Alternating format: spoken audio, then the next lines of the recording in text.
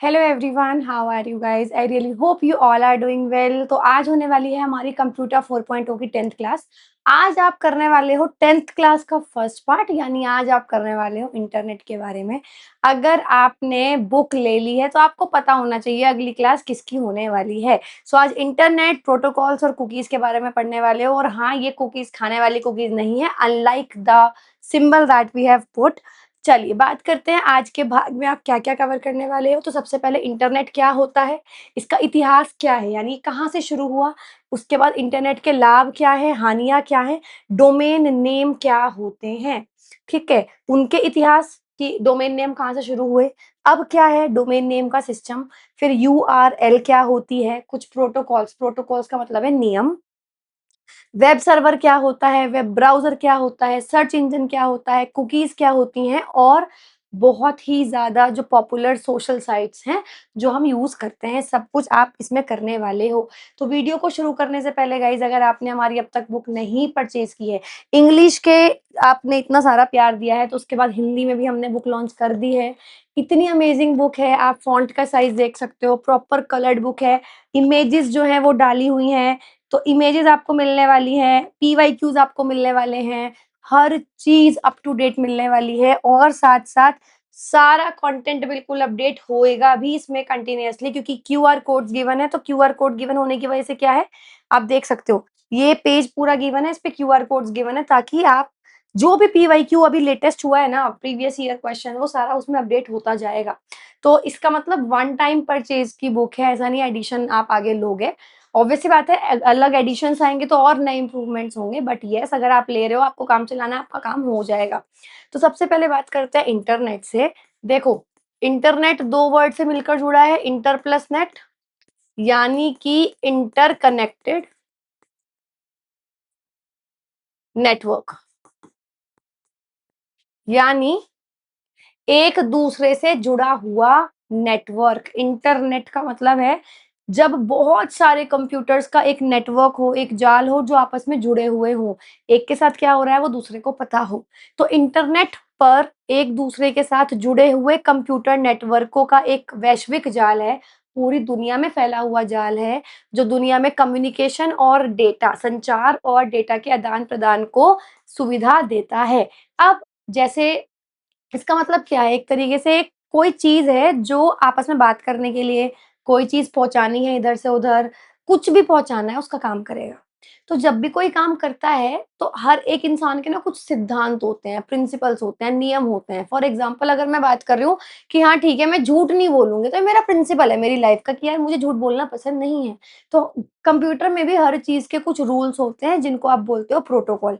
तो ये कौन से प्रोटोकॉल को फ़ॉलो करता है, कौन से नियम का पालन करता है?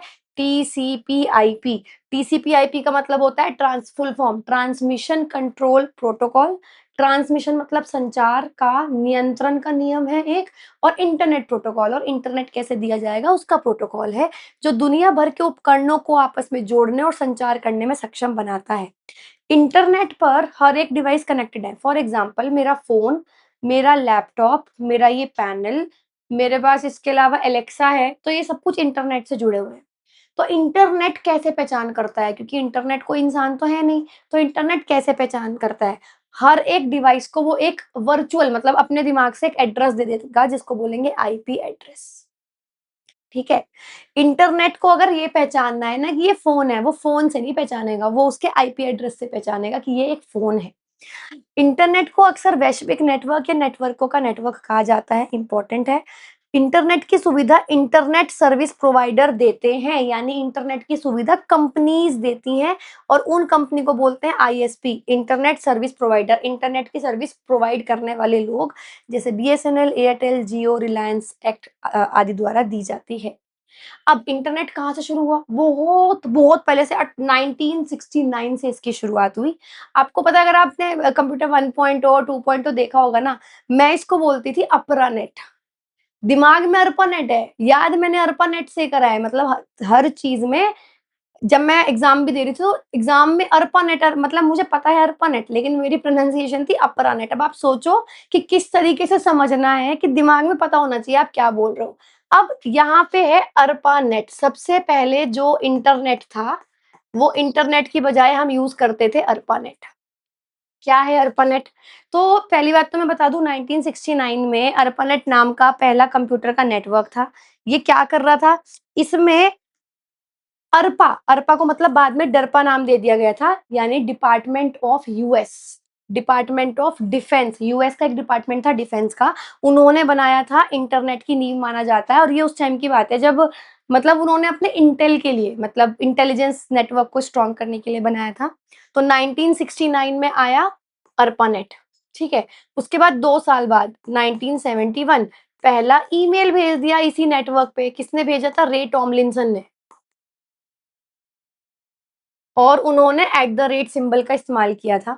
फिर 2 साल अब 2 साल तो देखो, पहले तो 2 साल का गैप आ गया, फिर आओ सीधा 1983, ठीक है? हमने वर्ल्ड कप कब जीता था पहला? 1984, है ना? 1984 में तो जीता था, तो जस्ट 1 साल पहले की मैं बात कर रही हूँ। अर्पानेट ने आधिकारिक रूप से मतलब इंटर अर्पानेट एक तरीके से समझ लो हम इंटरनेट को क्या बोल रहे थे उस समय? अर्पानेट। तो अर्पानेट भी तो कोई नियम फॉलो करेगा, तो 1983 में उसने बता दिया कि मैं जो फॉलो करूँगा वो है टीसीपी आईपी, जो आज भी हम यही फॉलो करते हैं।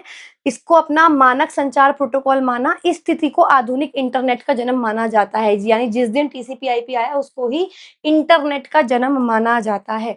इंटरनेट का इतिहास क्या है? अभी हमारा सबसे पहले 1969, फिर 2 साल बाद 1971 इसमें आया था अर्पानेट, फिर ईमेल रे टॉमलिंसन ने भेजा, क्या लिख रही हूँ? फिर 1983 टीसीपी आईपी, अब इसके बाद यहीं से रिलेट करोगे 1989 सर टिम बर्नर्स ली थे, उन्होंने सर्न के अंदर वर्ल्ड वाइड वेब की अवधारणा प्रस्तुत की। मतलब क्या है? यार इंटरनेट है मेरे फ़ोन में, पर मैं सर्च किस पे करती हूँ हर चीज़, मैक्सिमम चीज़। अगर आईफ़ोन वाले हो तो सफारी पे सर्च करोगे, गूगल एंड्रॉयड वाले हो तो गूगल क्रोम पे सर्च करोगे। तो यानी किस चीज़ का होना ज़रूरी है? Web browser. तो सबसे पहला वेब ब्राउज़र आया, किसने लेकर आया? सर टिम बर्नर्स ली ने लेकर आया, जिसको बोल रहे थे हम डब्ल्यूडब्ल्यूडब्ल्यू, वर्ल्ड वाइड वेब। ये क्या था? पहला वेब ब्राउज़र था जिसका प्रारंभिक नाम वर्ल्ड वाइड वेब था। बाद में इसे नेक्सस कहा गया और सर टिम बर्नर्स-ली ने बनाया था। 1989 में शुरू किया था, 1990-91 तक बन गया था। फिर 1995 इंडिया के लिए बहुत इम्पोर्टेंट है क्योंकि इंडिया में जो इंटरनेट आया सबके पास, बीएसएनएल ने दिया था 1995 में।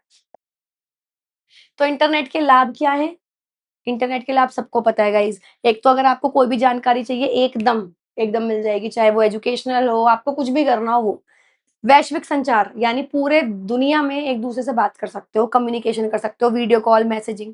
ई-कॉमर्स यानी बिज़नेस और ऑनलाइन सुविधाएँ यानी आपको कुछ खरीदना है, मँगाना है, कुछ भी करना है वो आप कर सकते हो।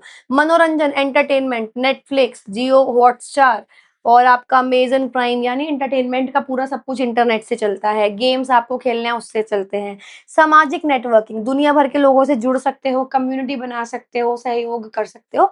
सो ये सारे इंटरनेट के लाभ हैं। हानियाँ क्या हैं? सबसे पहला साइबर सुरक्षा जोखिम यानी सिक्योरिटी का बहुत बड़ा कंसर्न रहता है, स्कैम होते हैं बहुत ज़्यादा, डेटा ब्रीच होता है, हमारी डेटा कोई भी चोरी कर सकता है, वायरस वगैरह से हैकिंग हो सकती है, अकाउंट हमारा खाली हो सकता है। सुरक्षा की सोच यानी कि हमारी पर्सनल इन्फॉर्मेशन कोई भी चोरी कर सकता है, हमारी आइडेंटिटी मतलब कोई भी हमारे आई कार्ड्स वगैरह लेके अपने आप को हमें इम्पर्सोनेट कर सकता है कि हाँ भाई, मान लो कोई और कह रहा है कि मैं राधिका हूँ।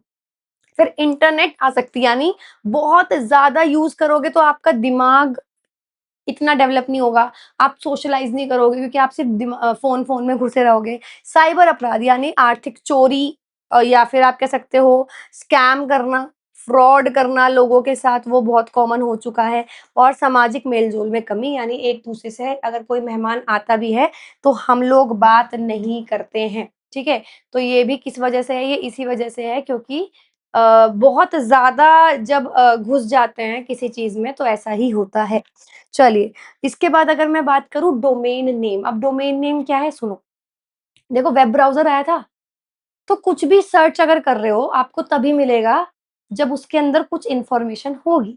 किसी को हमारे चैनल के बारे में सर्च करना है आरबीई, तो ताकि किसी को सर्च करना है तो उसको इन्फॉर्मेशन मिल जाए, हमने क्या करा हमने आरबीई की वेबसाइट बना दी। तो वो वेबसाइट पे इन्फॉर्मेशन तो हमने डाली है ना। तो जब आप वेबसाइट बनाते हो या कोई इन्फॉर्मेशन आप वेब ब्राउज़र पे अपलोड करते हो, तो अलग-अलग कैटेगरी में आप डाल सकते हो। तो वो कैसे पता लगता है? आपकी वेबसाइट या आपकी ईमेल पे जो एंड में लिखा होता है उससे। ठीक है? तो डोमेन नेम का मतलब होता है जो एंड का नेम होता है ना, आपकी किसी भी वेबसाइट पर कह लो या फिर आपकी आप कह सकते हो वेबसाइट के अलावा आपकी ईमेल है या कुछ भी है, तो उसमें एंड पे जो नाम होता है उसी को बोलते हैं हम डोमेन नेम। तो इंटरनेट के माध्यम से जो आप सेवाएँ दे रहे हो, जैसे वेबसाइट या ईमेल, उनकी पहचान के लिए। अब जैसे एंड नेम का मतलब डॉट कॉम का मतलब है कमर्शियल वेबसाइट है, कुछ बेचने के लिए आई है। ठीक है? डॉट इन्फो, इन्फो का मतलब होता है इन्फॉर्मेशन, सूचना देने के लिए आई है। डॉट ईडीयू यानी एजुकेशनल वेबसाइट है, पढ़ाई से रिलेटेड है, स्कूल वगैरह की जो बनती है। डॉट जीओवी या तो इसका मतलब गवर्नमेंट वेबसाइट है। डॉट डीईएफ यानी डिफेंस से रिलेटेड है। समझ रहे हो? तो ये चीज़ ध्यान रखना।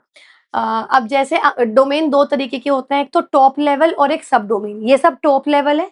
सब डोमेन का मतलब जैसे हमारी आरबी की वेबसाइट है, तो जो उसका ईमेल एड्रेस है या वेबसाइट का जो लिंक है, वो तो हो गया टॉप डोमेन। अब तुम आरबीई में हेल्प सेक्शन में जाओ, तो आप हेल्प सेक्शन में जाओगे तो एक अलग पेज खुल जाएगा। तो यानी वो वेबसाइट के अंदर एक और नई अलग वेबसाइट है, उसको बोलते हैं सब डोमेन। अभी आगे आएगा मैं बता दूँगी। तो टॉप डोमेन सामान्य यूआरएल होते हैं। यूआरएल का मतलब यूनिफ़ॉर्म रिसोर्स लोकेटर। अब देखो मेरी बात सुनो, वेबसाइट क्या है? जानकारी का स्रोत है ना, तो वो है हमारे लिए संसाधन। तो ऐसा लिंक जो कि संसाधन को ढूँढे, उसको बोलते हैं यूआरएल। तो ये बेसिकली क्या होते हैं? लिंक होते हैं वेबसाइट्स वगैरह के। तो abcd.com तो ये तो हो गया टॉप डोमेन। सब डोमेन ऐसे स्पेशल यूआरएल या ऐसे स्पेशल लिंक होते हैं जो डोमेन हमने खरीदा है। जैसे आरबी की वेबसाइट हमने बनाई है, खरीद के बनाई है, कैसे भी बनाई है, वो हमारी वेबसाइट है। उसके अंदर हमने एक एक्स्ट्रा ऐड कर दिया, जैसे सपोर्ट पे आपको जाना है, कस्टमर केयर से बात करनी है, तो customer care dot support dot RBE dot com आ गया, तो वो हो गई आपकी सब डोमेन।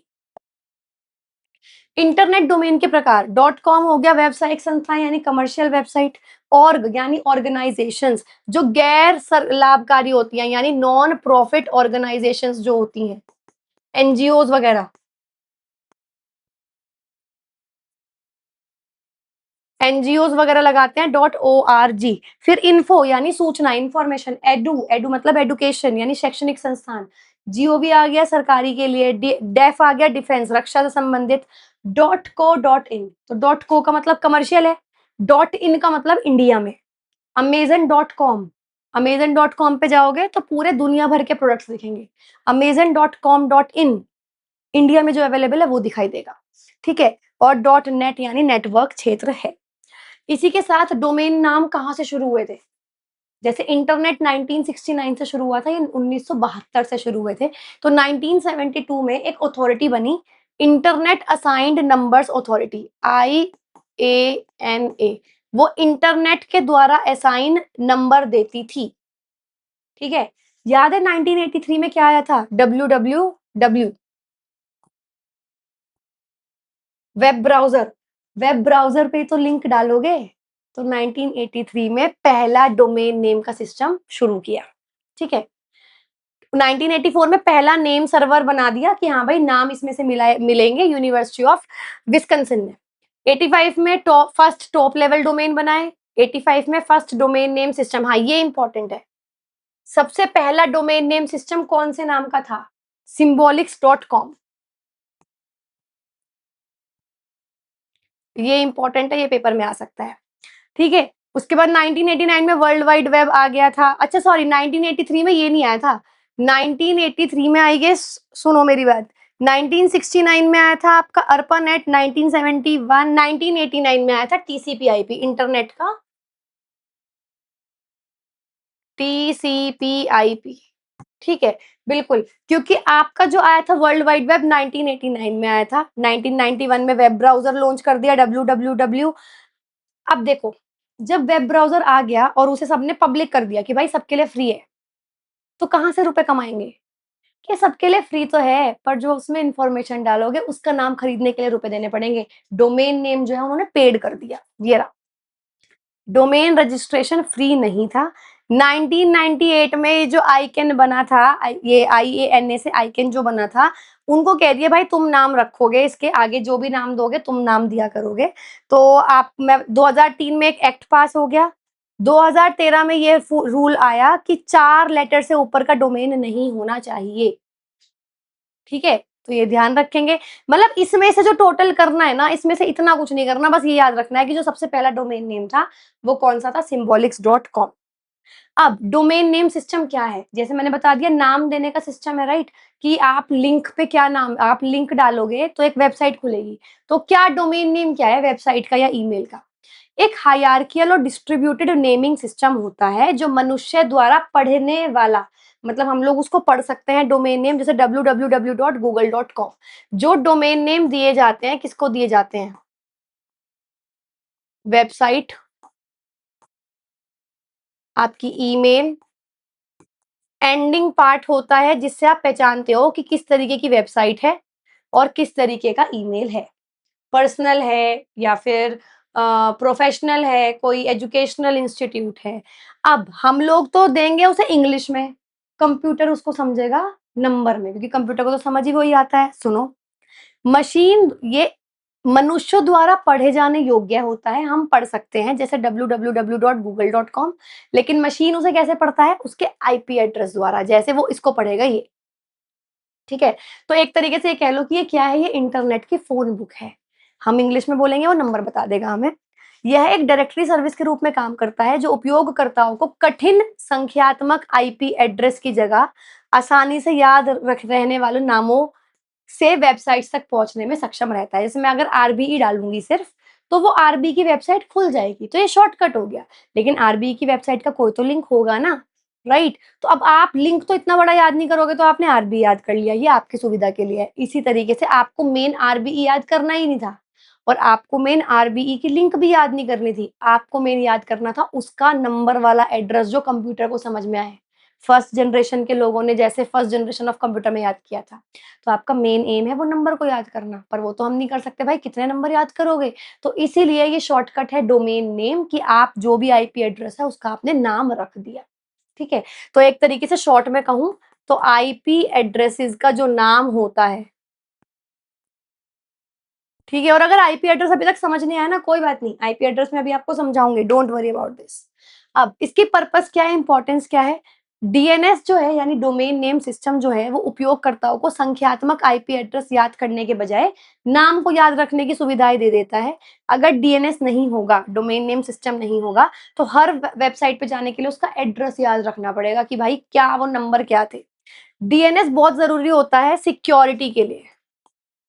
ये पता लगाने के लिए कि जो वेबसाइट पे जा रहे हो वो सिक्योर है या नहीं।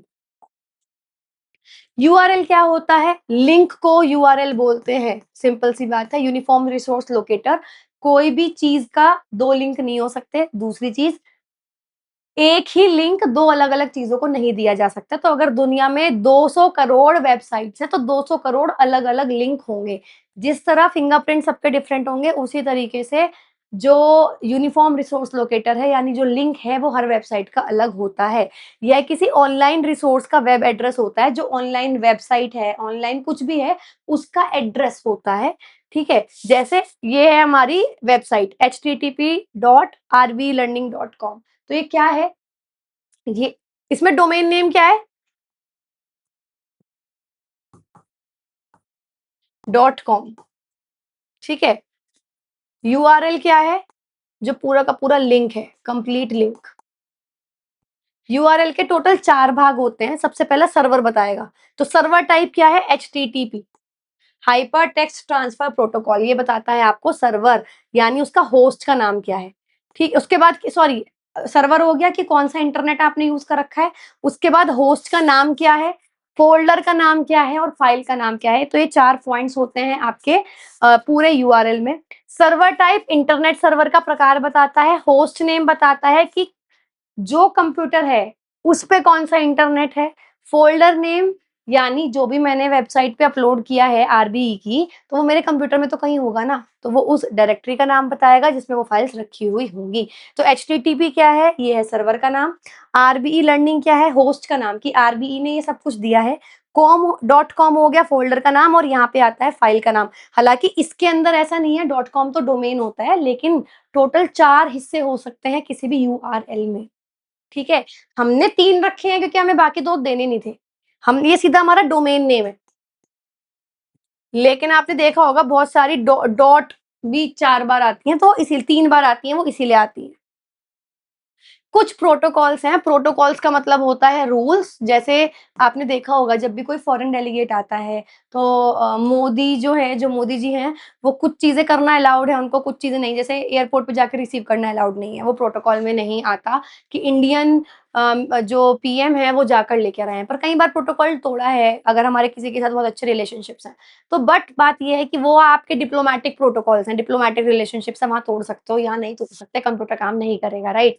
सो कुछ प्रोटोकॉल, सबसे पहला एचटीटीपी, बहुत important, hyper text transfer protocol. इसका काम क्या होता है? जो हाइपर टेक्स्ट, याद है हाइपर टेक्स्ट कहाँ यूज किया था?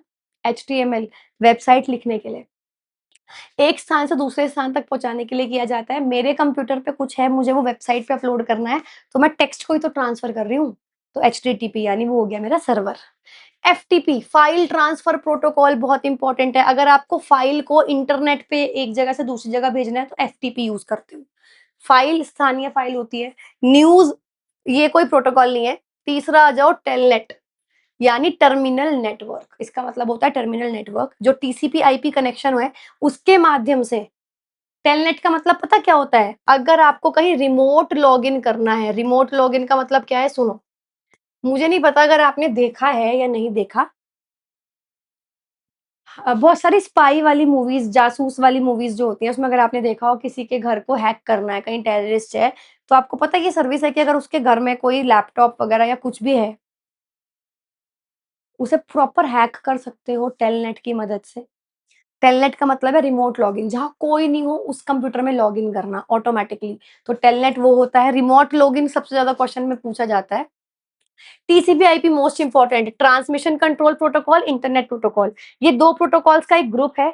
टीसीपी क्या करता है? ट्रांसमिशन को कंट्रोल, जब डेटा एक जगह से दूसरी जगह जाएगा उसको नियंत्रण करेगा।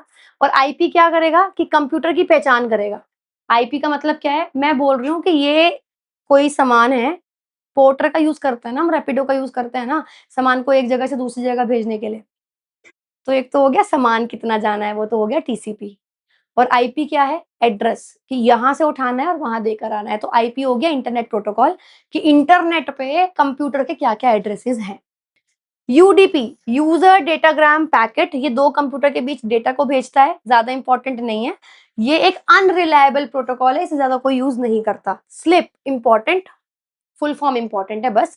Serial line internet protocol, SMTP most important है। Simple mail transfer protocol email में यूज़ होता है। ठीक है? अभी आगे ईमेल वाला आएगा ना, तो उसमें प्रोटोकॉल्स पता लग जाएँगे कौन-कौन से यूज़ होते हैं। नेक्स्ट चैप्टर जो है वो ईमेल का ही है। पीपीपी इम्पोर्टेंट है, पॉइंट टू पॉइंट प्रोटोकॉल। डब्ल्यूडब्ल्यूडब्ल्यू की full form world wide web होती है। SNMP, simple network management protocol, ये इम्पोर्टेंट है। POP most most important, post office protocol. DNS domain name system हो गया। WAP, wireless application protocol. WAP तो तुमने देखा होगा, तुम जब वायरलेस एप्लीकेशन ब्लूटूथ से किसी चीज को कनेक्ट कर रहे हो, वायरलेस कर रहे हो, तो ये लिखा हुआ आता है। और आईएमएपी इंपॉर्टेंट है, इंटरनेट मैसेज एक्सेस प्रोटोकॉल। तो ये कुछ प्रोटोकॉल्स की फुल फॉर्म है जो आपको याद रखनी है। सबसे पहले बात करते हैं एचटीटीपी, ये होता है सर्वर का टाइप। इंटरनेट का टाइप समझ लो, कुछ भी समझ लो। एक एप्लीकेशन लेयर प्रोटोकॉल है। अब ये एप्लीकेशन लेयर क्या है? आगे चैप्टर आएगा उसमें पढ़ लो। इसका उपयोग क्या होता है? जो भी डॉक्यूमेंट आपने बनाया है वेबसाइट पे अपलोड करने के लिए, उसको इंटरनेट पर ट्रांसफर करना, ये काम है इस वाले इंटरनेट का। एक एप्लीकेशन लेयर प्रोटोकॉल है जिसका उपयोग हाइपर टेक्स्ट डॉक्यूमेंट्स को, यानी वेब पेजेस को, जो आपने अपने कंप्यूटर में बनाए हैं, उसको इंटरनेट पर, इंटरनेट का मतलब क्या होता है? जो वेब पेज है उस पे ट्रांसफर करना। जैसे www.google.com को एक्सेस करने पर गूगल का होम पेज लोड हो जाता है। ठीक है? तो वो कैसे होता है? इसी का यूज़ करके एचटीटीपी ये सर्वर है और 2 तरीके का होता है। अगर कहीं पे सिर्फ़ एचटीटीपी लिखा है, तो हाइपर टेक्स्ट ट्रांसफर प्रोटोकॉल है। कहीं पे एचटीटीपीएस लिखा है तो एस का मतलब सिक्योर यानी ये बिल्कुल सेफ है, वो खुद ही बता रहा है कि इट इज़ सेफ। एफटीपी क्या है? फाइल ट्रांसफर प्रोटोकॉल है। इसका मेन काम होता है इंटरनेट के थ्रू फाइल्स को भेजना, चाहे कोई बाइनरी फाइल हो, कंप्यूटर को समझ में आने वाली फाइल हो या फिर टेक्स्ट फाइल हो और आमतौर पर सर्वर से क्लाइंट या इसके विपरीत मतलब इंटरनेट से हमें चाहिए या हमें इंटरनेट को भेजना है तो यानी इंटरनेट टू अस और अस टू इंटरनेट। अगर हमें इंटरनेट से कोई फाइल डाउनलोड करनी है तो भी आप एफटीपी का इस्तेमाल करोगे और हमें इंटरनेट को कोई फाइल भेजनी है तो भी आप इसका इस्तेमाल करोगे। वेब डेवलपर्स वेबसाइट की फाइल को वेब होस्टिंग सर्वर पर अपलोड करने के लिए, यानी इसका मेन काम होता है अपलोडिंग और डाउनलोडिंग, ठीक है?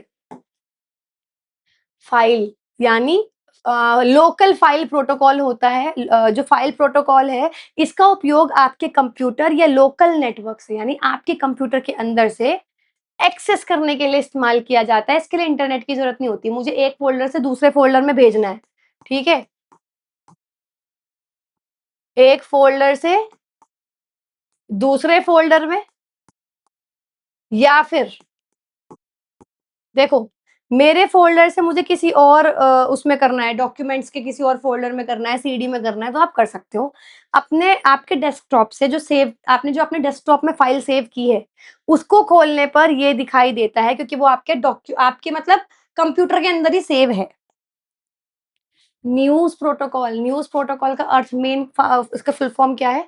Network news transfer protocol. इसका मेन काम होता है यूज़नेट न्यूज़ ग्रुप्स में मतलब आर्टिकल्स को कुछ मुझे देखना है तो मैं देख सकती हूँ, पढ़ना है, पोस्ट करना है तो आप न्यूज़ प्रोटोकॉल का इस्तेमाल करते हो। इसमें टॉपिक वाइज़ ग्रुप्स मिल जाएँगे कि अच्छा ये करंट अफ़ेयर्स है, ये इंटरनेशनल अफ़ेयर्स हैं, डोमेस्टिक अफ़ेयर्स हैं, तो ऐसे करके।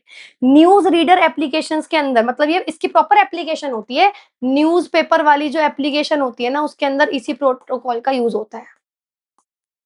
बहुत सारे ऐप आते हैं, जैसे मान लो द हिंदू ने अपना एक ऐप बना रखा है द हिंदू, तो उसमें मतलब जो बुलेटिन बोर्ड का सिस्टम है या डिस्कस कुछ करना है, तो ये यही प्रोटोकॉल का इस्तेमाल करता है। नेक्स्ट आ जाओ telnet, important most most important telnet का मतलब एक ही वर्ड याद रखना रिमोट लॉगिन। अगर कोई कंप्यूटर ऐसा है जहाँ पे कोई नहीं बैठा, कोई एक्सेस भी नहीं कर सकता और आप बैठे हो कहीं दूसरे शहर में, आपको उसे हैक करना है, आपको उसमें लॉगिन करना है, आप कर सकते हो with the help of internet और इंटरनेट कौन-सा रूल फॉलो करता है? टीसीपी/आईपी। तो टीसीपी/आईपी नेटवर्क पर मतलब अगर मेरे फ़ोन में भी यही रूल है टीसीपी/आईपी और मान लो मैं अभी हूँ दिल्ली कहीं मेघालय में कोई कंप्यूटर है उसमें भी टीसीपी/आईपी है और वहाँ कोई नहीं है, तो मैं अपने कंप्यूटर से मुझे आना चाहिए, वो मुझे नहीं आता बात अलग है, पर मैं उसमें लॉगिन कर सकती हूँ। तो इससे क्या होता है कमांड लाइन इंटरफ़ेस होता है, कमांड इस तरीके से दिए जाते हैं मतलब प्रॉपर हैकिंग ही होती है। तो नेटवर्क एडमिनिस्ट्रेटर्स सर्वर्स को रिमोटली एक्सेस करने, सेटिंग्स कॉन्फ़िगर करते हैं और देखो जैसे आपने देखा होगा अगर आपने कोई भी मूवीज़ देखी हैं जहाँ स्पाई वाला काम हो रहा है या इंडियन एजेंसीज़ को दिखाते हैं कि वो आवाज़ सुन रहे हैं, कैसे? आपके फ़ोन के माइक्रोफ़ोन से, क्योंकि देखो क्या होगा इसका एक आईपी एड्रेस होगा, राइट? ये आईपी एड्रेस से वो क्या करेंगे इसमें रिमोट लॉगिन कर सकते हैं, मुझे पता भी नहीं लगेगा कि मेरा फ़ोन आवाज़ मेरी सारी सुनाई दे रही है, किसको?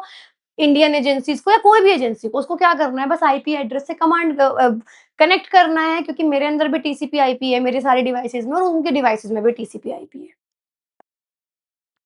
फिर टीसीपी आईपी पे आ जाओ ट्रांसफर कंट्रोल या transmission control protocol, internet protocol. US department of defence ने 1970 में बनाया था अरपा के लिए, अरपा एजेंसी के लिए, advance research project agency.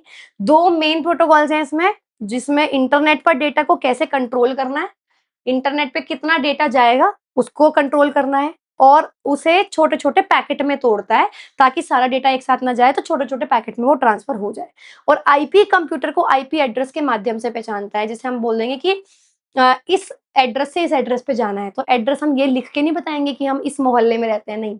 Number दोगे, ये नंबर जैसे आपने लिख दिया कि आपने नाम सेव कर रखा है, ठीक है? कि मुझे मैसेज भेजना है किसी राम को, कि कोई राम है, मुझे उसको मैसेज भेजना है। तो इंटरनेट राम को थोड़ी ना जानता है, इंटरनेट उसके कंप्यूटर को पहचानता है, उसके एड्रेस से, आईपी एड्रेस। तो ऐसे करके वो पैकेट्स को सही डेस्टिनेशन तक पहुँचाता है। टीसीपी कनेक्शन एस्टैब्लिश करेगा, इंटरनेट देगा कि भैया डेटा जाएगा तभी। एक्नॉलेजमेंट भेजेगा, लॉस्ट पैकेट को रिट्रांसमिट करेगा कि कोई डेटा जाना था, वो इधर-उधर भटक गया, तो वापस लेके आएगा, उसको सही जगह भेजेगा। जबकि आईपी डेटा पैकेट की एड्रेसिंग और राउटिंग का काम करता है कि भाई वो सही एड्रेस पर जाए। समझ रहे हो? टीसीपी काम करेगा सारा, आपने 4 ऑर्डर करे हैं, तो टीसीपी का काम है कि सारे ऑर्डर्स आप तक पहुँचे, अमाउंट सही हो। आईपी का काम है कि सारे आपको ही पहुँचे, किसी और को ना पहुँच जाएँ। ठीक है? अच्छा, अब जो हम मॉडल यूज़ करते हैं, टीसीपी आईपी मॉडल यूज़ करते हैं, ये रूल फॉलो करते हैं इंटरनेट का। इससे पहले जो हम रूल यूज़ करते थे, ओएसआई मॉडल यूज़ करते थे। ओएसआई में 7 लेयर हुआ करती थी, टीसीपी में 4 है। टीसीपी मॉडल में 4 लेयर होती हैं, ओएसआई में 7 लेयर होती हैं। कैसे? ओएसआई में 7 है ना, तो 7 में से जो 5th, 6th और 7th है, उनको मर्ज करके एक ही लेयर बना दी हमने, एप्लीकेशन लेयर। ठीक है? तो ये चीज़ होती है। और ओएसआई लेयर की 1 और 2 को जोड़ के, मतलब जैसे ओएसआई में 7 थी, ठीक है? अ, इसकी मैंने फुल फॉर्म बता रखी है। टीसीपी आईपी मॉडल की लेयर याद करना बहुत आसान है, नीता अंबानी, NITA। नीचे से शुरू करोगे तो सबसे पहली लेयर है नेटवर्क, फिर इंटरनेट, फिर ट्रांसपोर्ट, फिर एप्लीकेशन। टीसीपी आईपी है ना, तो बीच की 2 तो टीसीपी आईपी हो गई, यानी नेटवर्क, इंटरनेट, ट्रांसपोर्ट और एप्लीकेशन। ओएसआई में थी 7 लेयर। ओके, इसकी फुल फॉर्म भी बताई थी मैंने शायद, all people start to network data physical, मतलब कुछ इसकी फुल फॉर्म मैंने बता रखी है आपको। 1 मिनट का टाइम दो, मैंने आपको इससे पुरानी वीडियो में ही बता रखी है। 1 सेकंड रुकना, रुको मैं बताती हूँ। यहीं के यहीं फाइनल हो जाएगी। All people seem to need data processing, yes. OSI की फुल फॉर्म है ऑल पीपल नीड टू, अरे पर एक बात तो सुनो, need to learn data processing है ना, all people seem to need है, यस आ गया। All people seem to need data processing, इसका मतलब है सभी लोगों को ऐसा दिखाई देता है कि डेटा प्रोसेसिंग की जरूरत है। देखो ये इंग्लिश में है निमोनिक्स, हिंदी में मैं कुछ बना ही नहीं पा रही थी इसका, तो मैंने इंग्लिश में ही बना दी थी इससे पिछली वीडियो में। तो अब आप कैसे याद रख सकते हो, चलो वो भी देख लेते हैं। आप से ट्रेन, आपसे ट्रेन डीपी पे लग गई, ऐसे याद रख लो। ठीक है, तो आप यानी एप्लीकेशन और प्रेजेंटेशन, से यानी सेशन, ट्रेन यानी टी और एन, शुरुआत का और एंड, ट्रांसपोर्ट और नेटवर्क, डीपी पे लग गई डेटा लिंक और फिजिकल लेयर। तो इसमें क्या होता है, जो ओएसआई मॉडल की 5th, 6th, 7th है, उनको मर्ज करा एक में, 3rd, 4th को मर्ज करा, मर्ज क्या करा, 2 की 2 ही बनाई पर चेंज कर दी, लास्ट की 2 को मर्ज करा नेटवर्क एक्सेस। तो ये है आपकी ओएसआई की लेयर और ये है आपकी टीसीपी। पहले हम ये लेयर फॉलो करते थे, ये वाला मॉडल फॉलो करते थे, ये रूल्स फॉलो करते थे, अब हम फॉलो करते हैं टीसीपी आईपी। टीसीपी आईपी में 4, कौन सी, नीटा, नेटवर्क, इंटरनेट, टी से ट्रांसपोर्ट और ए से एप्लीकेशन। ओएसआई में सबसे पहले एप्लीकेशन, ऊपर से मैं बस शुरू कर रही हूँ, फिर प्रेजेंटेशन, फिर सेशन, फिर ट्रांसपोर्ट, फिर नेटवर्क, फिर डेटा और फिर फिजिकल। अच्छा, तो ये 4 लेयर होती हैं, इसको याद रखोगे नीता अंबानी के उससे, कभी भी नहीं भूलोगे। हर प्रकार का जो इंटरनेट पे कम्युनिकेशन हो रहा है, अगर आप वेबसाइट ब्राउज़ कर रहे हो, ईमेल खोल रहे हो, वीडियो चला रहे हो, सब में टीसीपी आईपी का इस्तेमाल होता है ताकि जो भी डेटा है, वो सही रास्ते से आप तक पहुँच जाए। अब यूडीपी क्या है, यूजर डेटाग्राम प्रोटोकॉल, ये अनरिलायबल है, ये बहुत ज्यादा गड़बड़ कर देता है, इसलिए इसको यूज नहीं करते। इसमें कोई ट्रांसपोर्ट लेयर जो है ना, इसमें कोई कनेक्शन नहीं होता एक दूसरे से, तो बिना कनेक्शन स्टैब्लिश किए, मतलब क्या है कहना, कहने का कि मैंने किसी कंपनी से ऑर्डर किया तो उसका मेरे शहर में कोई डिलीवरी एजेंट ही नहीं है, तो जब कोई कनेक्शन ही नहीं है तो कैसे पता कि मेरे तक डेट वो आ जाएगा, मेरा ऑर्डर नहीं आएगा ना, सिंपल सी चीज़ है। तो डिलीवरी की गारंटी नहीं देता और डेटा पैकेट्स को ट्रांसफ़र करता है, तो डेटा खो जाता है। तो मेरे तक ऑर्डर ही नहीं आया, तो मेरा ऑर्डर कहाँ गया? खो गया। यह एक्नॉलेजमेंट का इंतज़ार किए बिना, मतलब एक्नॉलेजमेंट भी नहीं आती मेरे पास कि भैया मेरा ऑर्डर शिप हो गया, मेरा ऑर्डर निकल गया, आउट ऑफ डिलीवरी है या नहीं, इस तरीके से याद रखो। और जो पैकेट मेरा लॉस्ट हो गया, उसको रीट्रांसमिट भी नहीं करता कि अगर कोई खो गया तो उसको ढूँढने की कोशिश करेगा। तो ये इसके अंदर होता है फायर एंड फॉरगॉट, भेज दो और भूल जाओ, ठीक है? तो ये है। अच्छा, इसके केसेस कहाँ होते हैं? ऐसे रियल टाइम एप्लीकेशन में होता है जहाँ पे हमें विश्वसनीयता चाहिए नहीं, हमें चाहिए स्पीड। जैसे वीडियो स्ट्रीमिंग, आपने क्लिक किया, तो क्लिक करते वीडियो चल गई। जब आप क्लिक ही आपने किया तो आप पे वीडियो चलेगी, तो वहाँ पे डेस्टिनेशन का पॉइंट नहीं है, ठीक है? ऑनलाइन गेम है, कॉल है, लाइव ब्रॉडकास्ट है, तो वहाँ पे यूडीपी का यूज़ होता है। ज़ूम पर वीडियो कॉल्स में यूडीपी का उपयोग होता है ताकि पैकेट लॉस होने पर भी कॉल बाधित ना हो। डेटा भले इधर से उधर चला जाए, डेटा क्या होता है? ज़ूम का डेटा वो तो उसका जाएगा, आपकी कॉल इंटरप्ट नहीं होगी, क्योंकि वहाँ स्पीड मायने रखती है। फिर आ जाओ slip, serial line internet protocol, full form बहुत इंपॉर्टेंट है, बहुत पुराना प्रोटोकॉल है, इसका मेन यूज़ होता है सीरियल लाइन यानी टेलीफ़ोन। जो पहले वाले टेलीफ़ोन आते थे ना डायल अप वाले जिसकी लाइन खिंचती थी, वायर लगती थी, उसमें इसका इस्तेमाल करते थे क्योंकि वो इंटरनेट कनेक्शन जैसे अगर आपको याद हो मिलेनियल्स को याद होगा जब फ़ोन अलर्ट वो होता था ना लैंडलाइन, तो एक छोटा-सा मॉडेम होता था, उसपे ना नंबर शो हो जाता था किस नंबर का फ़ोन आ रहा है, किस नंबर से फ़ोन आ रहा है, ठीक है? तो वही है ये, वहाँ पे कहाँ यूज़ करते थे आप स्लिप, इसको डायल अप प्रोटोकॉल भी बोलते हैं। पीपीपी के स्टैंडर्ड बनने से पहले, अब तो पीपीपी है पॉइंट टू पॉइंट प्रोटोकॉल, अब ये स्टैंडर्ड माना जाता है, इससे पहले हम इसी का यूज़ करते थे, डायल अप इंटरनेट कनेक्शन। मतलब जो आपकी वायर है, वायर आती थी घर के अंदर जिससे आपका इंटरनेट आता था घर में और उससे आप जोड़ते थे फ़ोन के कनेक्शन को। SMTP simple mail transfer protocol बहुत इम्पोर्टेंट है। इसका मेन काम होता है ईमेल को भेजना। जो भी आप ईमेल भेज रहे हो क्लाइंट को वो भेजना। इसका उपयोग आउटगोइंग ईमेल्स को किसी क्लाइंट से मेल सर्वर तक पहुँचाना है या मेल सर्वर से इंटरनेट के बीच में भेजने के लिए किया जाता है। जब आप जीमेल में सेंड पे क्लिक करते हो, तो कौन-सा प्रोटोकॉल शुरू होता है? एसएमटीपी आपकी ईमेल को गूगल के मेल सर्वर पर पहुँचाता है, फिर उसे रेसिपिएंट के मेल सर्वर तक डिलीवर करता है। तो जैसे आपने भेजा, तो एसएमटीपी चालू हुआ, उसने सबसे पहले इसे गूगल पे डाला, क्योंकि जीमेल गूगल का ही है। फिर गूगल से वो आया आपके जिसको आपने भेजा है उसके सर्वर पर। PPP important point two point protocol. Point two point का मतलब जो डेटा है वो एक पॉइंट से दूसरे पॉइंट पे जाएगा, फिर दूसरे पॉइंट से तीसरे पॉइंट पे जाएगा। ये एक डेटा को जोड़ने वाला प्रोटोकॉल है जो 2 नेटवर्क नोड्स इसका मतलब 2 कंप्यूटर के बीच में डायरेक्ट रिलेशनशिप स्थापित करने की कोशिश करता है। इसका उपयोग डायल अप इंटरनेट कनेक्शन और वीपीएन टनल में होता है। जैसे एक कंप्यूटर यहाँ है, एक कंप्यूटर यहाँ है, तो उनको डायरेक्टली जोड़ दिया आपने। तो यहाँ पर जो डेटा जाएगा वो पीपीपी से होगा। तो आप ये ध्यान रखना, इस पे एरर डिटेक्शन आपको पता लग जाएगा कुछ गड़बड़ है तो ऑथेंटिकेशन आप कर सकते हो, पासवर्ड वगैरह से आप इसको चेक कर सकते हो। डेटा कंप्रेशन हो सकता है, स्पेस कम घेरेगा, तो ये चीज़ आप ध्यान रखना। डायल अप मॉडेम्स और डीएसएल कनेक्शन में ऑथेंटिकेट करने के लिए ये इसी पीपीपी का इस्तेमाल होता है। चलो, इसी के साथ डब्ल्यूडब्ल्यूडब्ल्यू वर्ल्ड वाइड वेब प्रोटोकॉल नहीं है, वेब ब्राउज़र था सबसे पहला।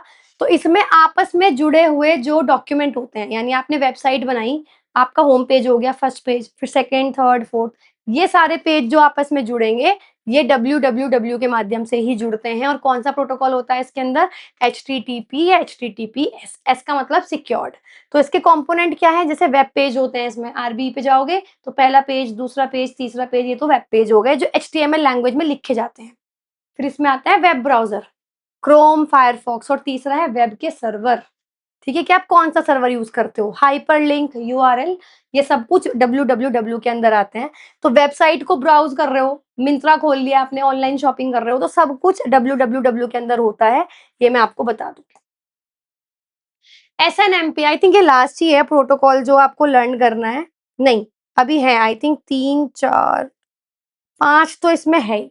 तो एसएनएमपी क्या है? Simple network management protocol. एक ऐसा प्रोटोकॉल है सिंपल नेटवर्क मैनेजमेंट जो आपके नेटवर्क को मैनेज करता है। नेटवर्क मैनेज करने का मतलब क्या होता है? जैसे आपके पास राउटर है, मॉडेम है, स्विच है, आगे पढ़ोगे सब क्या होता है, प्रिंटर है, कोई भी मॉनिटर है, सीपीयू है, इन सब को कैसे एक साथ कॉन्फ़िगर करना है, ये सब कैसे एक कमांड किसी और चीज़ में दोगे दूसरा चलेगा, कैसे करना है। तो नेटवर्क एडमिनिस्ट्रेटर सर्वर की सीपीयू यूसेज मॉनिटर करने के लिए, यानी जो सीपीयू है, जो मेन सबको कंट्रोल कर रहा है, वो कितना यूज़ हो रहा है, क्या चीज़ इसमें से फेल हो गई, ये इतने सारे कंपोनेंट्स अगर कनेक्टेड हैं, तो इनमें से क्या चीज़ चल रही है, क्या चीज़ फेल हो रहा है, तो सबके लिए जो यूज़ करते हो वो एसएनएमपी यूज़ करते हो। POP important post office protocol, अभी जो लेटेस्ट वर्जन चल रहा है इसका 3rd वर्जन चल रहा है। एक ईमेल रिट्रीवल प्रोटोकॉल है, इसका मतलब क्या है सुनो। जैसे आपने देखा होगा कि आपने कोई ईमेल आया, आपने वो डाउनलोड कर लिया, पर वो डिलीट हो गया आपसे, जो कंप्यूटर में था। तो क्या आप उसे दोबारा डाउनलोड नहीं कर सकते? कर सकते हो ना, इसकी वजह से। ईमेल को मेल सर्वर से लोकल ईमेल क्लाइंट में डाउनलोड करता है और सर्वर से डिलीट भी कर देता है। इसका मतलब क्या है? कौन से सर्वर से डिलीट करेगा? देखो सुनो, ये मेन कारण है, सर्वर से ये डिलीट हो जाएगा, आपके पास ईमेल आया पर आपके कंप्यूटर पे वो ईमेल शो करेगा। आपने अपनी आईडी लॉगिन कर रखी है, वहाँ हमेशा ईमेल शो करेगा। आउटलुक को कॉन्फ़िगर करके अपने आईएसपी मेल सर्वर से ईमेल्स को पीओपी3 माध्यम से कंप्यूटर पे डाउनलोड कर सकते हो। यानी मुझे नहीं पता क्या लिखा है गाइस, पढ़ने की ज़रूरत नहीं है, सुनो क्या बता रही हूँ। मैंने आपको ईमेल भेजा, मैंने अपने एंड से डिलीट कर दिया, तो क्या वो आपके पास नहीं जाएगा? जाएगा। आपने डाउनलोड कर लिया, उसमें कोई फ़ाइल थी। अब वो फ़ाइल आपके कंप्यूटर में है और पढ़ते-पढ़ते वो डिलीट हो गई। क्या आप उसे दोबारा डाउनलोड नहीं कर सकते? कर सकते हो ना, इसकी वजह से है। क्वेश्चन भी इसका ऐसे ही आता है। DNS, domain name server system, ये तो अभी आपने रिपीटेड है कि डोमेन नेम सिस्टम क्या होता है, ये आप पढ़ चुके हो अभी। WAP, wireless application protocol. Wireless application protocol का मतलब क्या है? एक टेक्निकल स्टैंडर्ड है, एक मानक है जो आपके जिसका उपयोग जो मोबाइल के वायरलेस नेटवर्क्स होते हैं उसमें इंफॉर्मेशन एक्सेस करने के लिए इस्तेमाल किया जाता है। मतलब जो पहले बटन वाले फोन होते थे ना, ये समझो कि अगर उनको इंटरनेट से जोड़ना है तो वायरलेस एप्लीकेशन प्रोटोकॉल का इस्तेमाल किया जाता था। तो उसमें क्या होता था कि बहुत कम रेंज देते थे कि इस इतनी रेंज के अंदर आप इंटरनेट को यूज कर सकते हो, तो बहुत लिमिटेड बैंडविड्थ होती थी। जो शुरुआती मोबाइल फ़ोन में वेब ब्राउज़र के माध्यम से वेबसाइट को आप यूज़ कर सकते थे। आईएमएपी क्या है? Internet message access protocol. इसका मतलब ईमेल रिट्रीवल प्रोटोकॉल है। अगर यूज़र को डाउनलोड नहीं करना ईमेल, सीधा मेल सर्वर पर एक्सेस करना है। जैसे आपने देखा अगर कोई अटैचमेंट आती है ना ईमेल में, उसमें ऑप्शन आता है व्यू और डाउनलोड, ठीक है? ऑप्शन आता है व्यू और डाउनलोड का। डाउनलोड करोगे तो आपके कंप्यूटर में डाउनलोड हो जाएगी। व्यू का मतलब वहीं पर नेट पे देख सकते हो। नेट पर देख सकते हो ईमेल में क्या आया है बिना ही उसको डाउनलोड करे। सिंपल सी चीज़ है। तो मैसेजेस कई डिवाइस पर सिंक्रोनाइज़्ड रहते हैं। एस माइम यानी secure, S stands for secure, MIME stands for multipurpose internet mail protocol. MIME ये है मल्टीपर्पस इंटरनेट मेल प्रोटोकॉल। बहुत सिक्योरिटी का ये मतलब ये सिक्योर्ड है बेसिकली, ये सिक्योरिटी की वजह से हम इसको यूज़ करते हैं, जिसमें ईमेल आपने भेजा और किसी को भेजा, तो सिर्फ़ आप पढ़ सकते हो या जिसको भेजा है वो पढ़ सकता है। बीच का गूगल का सर्वर या कुछ भी कोई भी नहीं पढ़ सकता है उसको। तो उसकी कॉन्फिडेंशियलिटी रखने के लिए, कॉन्फिडेंशियल का मतलब किसी को और को नहीं पता लगे, ऑथेंटिकेशन करने के लिए कि आप भी सही भेज रहे हो, सामने वाले जिसको भेज रहे हो वो भी बिल्कुल सही इंसान है। उसके लिए सुनिश्चित करता है। जीमेल और आउटलुक में आईमैप का उपयोग होता है, जिससे आप अपने फ़ोन, लैपटॉप, टैबलेट पर ईमेल चेक कर सकते हो और सब कुछ सिंक्रोनाइज़ कर सकते हो। वेब सर्वर क्या होता है? कुछ नहीं होता भाई देखो, अ, आपका ब्राउज़र है, आपको इंटरनेट चाहिए, तो जिसकी मदद से आपको इंटरनेट मिलता है उसको बोलते हैं वेब सर्वर। एक हार्डवेयर होता है, वेब सर्वर कंप्यूटर का सॉफ्टवेयर है और उससे रिलेटेड ही एक हार्डवेयर है, जिसमें आपको एचटीएमएल पेजेस मतलब कुछ भी खोलना है आप खोल सकते हो, वो वेब सर्वर होता है आपका, सिंपल सी चीज़ है। यूज़र्स तक इंटरनेट पर कौन से प्रोटोकॉल के माध्यम से पहुँचता है? सर्वर का टाइप कौन-सा था? HTTP, right? तो ये चीज़ ध्यान रखोगे। यूज़र के ब्राउज़र मतलब जितना पढ़ाना था ना वो मैं पढ़ा चुकी हूँ, ये सिर्फ़ एक्स्ट्रा थ्योरी है जो मैंने इसमें डाल दी ताकि आप कन्फ्यूज़ भी हो गए ना जो मैंने पहले पढ़ा है, ये पढ़ के समझ में आ जाएगा। तो ये क्या है? सर्वर का टाइप, जिसमें आपने क्या पढ़ा था? एचटीटीपी। सिंपल। तो ये रिक्वेस्ट हैंडल करता है, रिस्पॉन्सेज़ भेजता है, जो भी हम लेंगे। यानी जैसे मैंने वेब ब्राउज़र पे कुछ भी सर्च किया, तो वो रिक्वेस्ट कहीं तो जाएगी ना, वो किस पे जाती है? मेरे वेब सर्वर पर जाती है। मेन काम क्या है ये सुनो, वेब सर्वर का, वेबसाइट और वेब एप्लीकेशन को होस्ट करना कि हाँ भाई कोई भी सर्च कर रहा है तो मैं खोल के दूँगा, ये वेब सर्वर का काम है। वेब का जो कंटेंट होता है, किस-किस चीज़ में होता है? एचटीएमएल में लिखा जाता है, सीएसएस, जावास्क्रिप्ट, इमेज, वीडियो कुछ भी हो सकता है, राइट? तो उसको स्टोर करना और जब कोई पूछे तो उसको सामने रखना, सिंपल सी चीज़ है। वेब ब्राउज़र से आने वाली रिक्वेस्ट को प्रोसेस करना, मैंने सर्च किया कि एनिमल्स इमेज, तो कौन देगा मुझे? गूगल देगा ना, गूगल क्या है? एक वेब सर्वर है, अपने वेब सर्वर से ढूँढ के मुझको देता है। अलग-अलग यूज़र से आने वाली कनेक्शंस को मैनेज करना। सिक्योरिटी हैंडल करता है, फाइल शेयर करता है, डाउनलोड कर सकते हो, अपलोड कर सकते हो, ईमेल कर सकते हो, शॉपिंग कर सकते हो, सब कुछ वेब सर्वर पर ही करते हो, ठीक है? वेब ब्राउज़र क्या होते हैं? ऐसी एप्लीकेशन होती हैं जिनकी मदद से इंटरनेट से आप कुछ भी सर्च कर सकते हो, सिंपल सी चीज़ है। ऐसी एप्लीकेशन सॉफ्टवेयर है जिनका उपयोग इंटरनेट की मदद से वेब पेज को एक्सेस करने के लिए इस्तेमाल करते हो। सबसे पहला वेब ब्राउज़र कौन-सा था? मोस्ट मोस्ट इम्पोर्टेंट ये लाइन, मोज़ाइक। मोज़ाइक था 1993 में सबसे पहला ग्राफिकल वेब ब्राउज़र था, जिसे किसने बनाया था? NCSA, national centre for supercomputing applications, ठीक है? इसने ही डब्ल्यूडब्ल्यूडब्ल्यू को बहुत ज़्यादा फ़ेमस किया था। अब मेन इसके क्या-क्या उदाहरण हैं? Chrome, Mozilla Firefox, opera, Microsoft Edge और सफारी। सफारी एप्पल के फ़ोन में होता है, तो ये सारे इसके एग्ज़ाम्पल होते हैं वेब ब्राउज़र के। अब समझ लो देखो मोज़ाइक तो बहुत इम्पोर्टेंट है, 1993 में आया था पहले। उसके बाद जितने भी ये आए, क्या-क्या चीज़ें हैं? ब्रेव करके भी होता है एक वेब ब्राउज़र। ओपेरा आया था 1995 में, ओपेरा सॉफ्टवेयर नॉर्वे का था ये। लाइट वेट था, इसके अंदर एड आप ब्लॉक कर सकते थे, बहुत तेज़ ब्राउज़िंग कर सकते थे। इंटरनेट एक्सप्लोरर अब ये बंद हो चुका है, 1995 में आया था माइक्रोसॉफ्ट ने, अब इंटरनेट एक्सप्लोरर बन चुका है माइक्रोसॉफ्ट एज। ठीक है? 2022 में बंद कर दिया था इसको, सफारी 2003 में आया था, अमेरिका एप्पल इनकॉर्पोरेशंस ने बनाया था, डिफ़ॉल्ट ब्राउज़र होता है मैक ओएस का, एनर्जी एफिशिएंट है, प्राइवेसी बहुत ज़्यादा देता है। मोज़िला फायरफॉक्स ओपन सोर्स है, ऐड ऑन होते हैं, बहुत सारे ऐड आते हैं, लेकिन ब्राउज़िंग जो करते हो सिक्योर है। गूगल क्रोम पे बहुत ज़्यादा तेज़ ब्राउज़िंग होती है, सिक्योर होती है। माइक्रोसॉफ्ट एज अब नया जो है, माइक्रोसॉफ्ट के साथ जो इंटीग्रेशन हुआ है, वो इसी का हुआ है और ब्रेव है जो प्राइवेसी फ़ोकस रखता है, ऐड को ब्लॉक करता है और ब्रेव सॉफ्टवेयर ने इसको बनाया था। सर्च इंजन क्या होते हैं? वेब ब्राउज़र के अंदर भी एक इंजन है ना जो ढूँढ के देगा, जैसे गूगल, सर्च इंजन है गूगल, ठीक है? याहू, रेडिफ, चाइना में चलता है बाइडू, तो ये सब क्या है? ये सर्च इंजन है आपके बिंग चलता था बहुत पहले। तो ऑनलाइन टूल है जो इंटरनेट उपयोगकर्ता द्वारा यानी हमारे द्वारा जो भी क्वेरी है, हमारा क्वेश्चन है, वो उसको मतलब हम जो भी टाइप करेंगे, उसको ढूँढेगा अपने डाटाबेस में कि भई मेरे पास इससे रिलेटेड क्या-क्या चीज़ें हैं, वो सब कुछ प्रेज़ेंट कर देगा।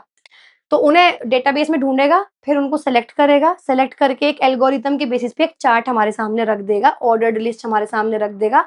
इसी को सर्प बोलते हैं, सर्च इंजन रिजल्ट पेज। दुनिया का सबसे पहला सर्च इंजन आर्ची था, ठीक है? इसे एलन एम्टेज ने विकसित किया था। सो गाइज़ ये हैं आपके प्रॉपर सर्च इंजिन्स। आर्ची 1990 में आया था सबसे पहला, फिर याहू, फिर अल्ता विस्ता इसका भी नाम मैंने सुन रखा है। आस्क जीव्स का मैंने नाम नहीं सुन रखा, येंडेक्स का मैंने नाम सुन रखा है। गूगल सर्च बहुत इंपॉर्टेंट है। बाइडू तो 2000 में आया था चाइना में, चाइनीज़ लैंग्वेज का ही सर्च है, ठीक है? ऐप है ये और डक डक गो है अमेरिका का, बिंग है माइक्रोसॉफ्ट का। डब्ल्यूडब्ल्यूडब्ल्यू क्या है? वर्ल्ड वाइड वेब है। 1989 में शुरू हुआ था, 1991 में पहला वेब ब्राउज़र इन्होंने लॉन्च कर दिया था सर टिम बर्नर्ड-ली ने। कहाँ? सर्न में, European organisation for nuclear research जो इंस्टीट्यूट है, वहाँ इन्होंने इसको प्रस्तुत किया था। सॉफ्टवेयर सिस्टम है जहाँ टेक्स्ट, ग्राफिक्स, ऑडियो, वीडियो सब कुछ आप यूज़ कर सकते हो इंटरनेट के थ्रू। इन्होंने पहला वेब ब्राउज़र भी बनाया था जिसका नाम भी वर्ल्ड वाइड वेब ही रखा था और बाद में उसका नाम नेक्सस रख दिया गया। बैंडविड्थ क्या है? इम्पोर्टेंट है। बैंडविड्थ का मतलब क्या होता है? जितना ज़्यादा डेटा, मैक्सिमम डेटा कितना मैं यूज़ कर सकती हूँ एक बारी में, कितना ट्रांसमिट कर सकती हूँ। बैंडविड्थ से तात्पर्य है उस अधिकतम डेटा से है जो किसी कम्युनिकेशन चैनल में, संचार वाले चैनल में प्रति इकाई समय में ट्रांसमिट किया जा सकता है। जैसे बीपीएस, बिट्स पर सेकंड, केबीपीएस, एमबीपीएस, ये बैंडविड्थ होती है। जितनी ज़्यादा, अब जैसे स्पीड है मेरे इंटरनेट की, मान लो 200 एमबीपीएस, 1 सेकंड में 200 एमबी डेटा मैं अपलोड भी कर सकती हूँ और मैं डाउनलोड भी कर सकती हूँ। तो वो क्या है मेरी बैंडविड्थ है। डाउनलोड का मतलब सर्वर से अपने फ़ोन में, अपने लोकल डिवाइस में चीज़ को डाउनलोड करना, कॉपी करना, सिंपल सी चीज़ है। डाउनलोड मैनेजर का हम इसमें इस्तेमाल करते हैं जो इंटरनेट से फ़ाइल को डाउनलोड करने में मदद करता है। हमारे लोकल कंप्यूटर में, हमारे वेब ब्राउज़र में बिल्ट इन होता है, ये भी बता दूँ। ये जो डाउनलोड मैनेजर है, जो भी आप जहाँ से भी डाउनलोड करोगे उसमें बिल्ट इन होता है, पहले से ही होता है। अपलोडिंग डेटा जो है आप अपने कंप्यूटर से इंटरनेट पर भेज रहे हो। किसी भी जैसे सोशल मीडिया पे आप इंस्टाग्राम पे, फेसबुक पे कुछ भी पोस्ट कर रहे हो, तो आप अपलोडिंग कर रहे हो, तो ये चीज़ बहुत ज़्यादा ज़रूरी है। कुकीज़ क्या होते हैं? ओके, इम्पोर्टेंट है गाइज़, इसमें आपने बहुत सारा इम्पोर्टेंट कंटेंट पढ़ लिया। वैसे क्वेश्चन से पता लग जाएगा आपको कितने क्वेश्चन्स हैं इसमें। कुकीज़ बहुत छोटी-छोटी टेक्स्ट फाइल हैं, लिखी हुई फाइल्स हैं। जिन्हें वेबसाइट, आप जब भी किसी वेबसाइट पे जाते हो ना, तो वो वेबसाइट कुछ डेटा डाउनलोड करती है आपके कंप्यूटर में जिसको बोलते हैं कुकी। ताकि अगली बार जब आप सर्च करो तो उसको पता हो कि हाँ यार, ये तो बार-बार मुझे सर्च करता है, मुझे ये सर्च कर रहा होगा, सिंपल सी चीज़ है। तो ये वेबसाइट उपयोगकर्ता के कंप्यूटर में सेव करती हैं। जैसे आप आरबी के एप्लीकेशन पे जा रहे हो वेबसाइट पे, तो वो वेबसाइट आपके कंप्यूटर में पक्का उसने कुछ कुकीज़ सेव कर रखी हैं, जिससे कि जो भी मैं हूँ, मान लो मेरे कंप्यूटर में वो सेव हो रखी है, तो उसे ये पता लगता रहे मुझे क्या पसंद है, मेरी किस तरीके की मैं एक्टिविटीज़ प्रेफ़र करती हूँ। तो ये वेबसाइट को लॉगिन जानकारी देगी, उसकी सेटिंग्स, उसका ब्राउज़िंग व्यवहार कैसा है, यानी उसे किस तरीके की जानकारी चाहिए होती है, ये सब देगी। उपयोगकर्ता किसी वेबसाइट पर जाता है तो कुकीज़ बनती हैं और सेव हो जाती हैं ब्राउज़र के अंदर ही, ठीक है? तो जब वो दोबारा उसी वेबसाइट पे जाएगा ना, तो यही कुकीज़ फिर से उस वेबसाइट को भेज दी जाती हैं। कुकीज़ कितने तरीके की होती हैं? सबसे पहला है सेशन कुकीज़। जितने टाइम तक सेशन रहा उतने टाइम तक रहेंगी बस। अस्थायी कुकीज़ होती हैं, ब्राउज़र बंद हुआ हट जाएँगी। पर्सिस्टेंट जो लगातार हैं, जो बनी रहेंगी, लंबे समय तक रहती हैं, लॉगिन जानकारी याद रखने वाली। फर्स्ट पार्टी कुकीज़ ये उस वेबसाइट द्वारा बनाई जाती हैं जिसे उपयोगकर्ता खोलता है। आपने आरबीई खोली तो आरबीई ने जो बनाई वो फर्स्ट पार्टी है। थर्ड पार्टी ये बाहरी सेवाओं द्वारा बनाई जाने वाली हैं। आपने आरबीई खोला, उसमें कोई ऐड आ गया, अब ऐड भी अपनी कुकी बनाएगा तो वो थर्ड पार्टी कुकीज़ है। वेबकिट ब्राउज़र इंजन क्या होता है सुनो। एक ब्राउज़र का इंजन है जिसका उपयोग वेब ब्राउज़र में, जब वेब ब्राउज़र में सर्च करोगे तो पेजेज़ दिखाई देंगे, राइट? तो पेज दिखाने के लिए इस्तेमाल किया जाता है। एचटीएमएल, सीएसएस, जावास्क्रिप्ट जिनमें नॉर्मली वेब पेजेज़ लिखे जाते हैं, उनको ये समझता है। मूल रूप से एप्पल ने इसको विकसित किया था। इसका उपयोग सफारी और गूगल क्रोम के शुरुआती वर्जन्स में इसका यूज़ किया गया था वेबकिट ब्राउज़र के इंजन का। यह तय करने में बहुत ज़रूरी होता है कि कोई वेब पेज कैसा दिखाई देगा, मतलब वो हमें दिखने में कैसा होगा। ये आपका सेलेक्ट करता है अपीयरेंस, दिखावट, ठीक है?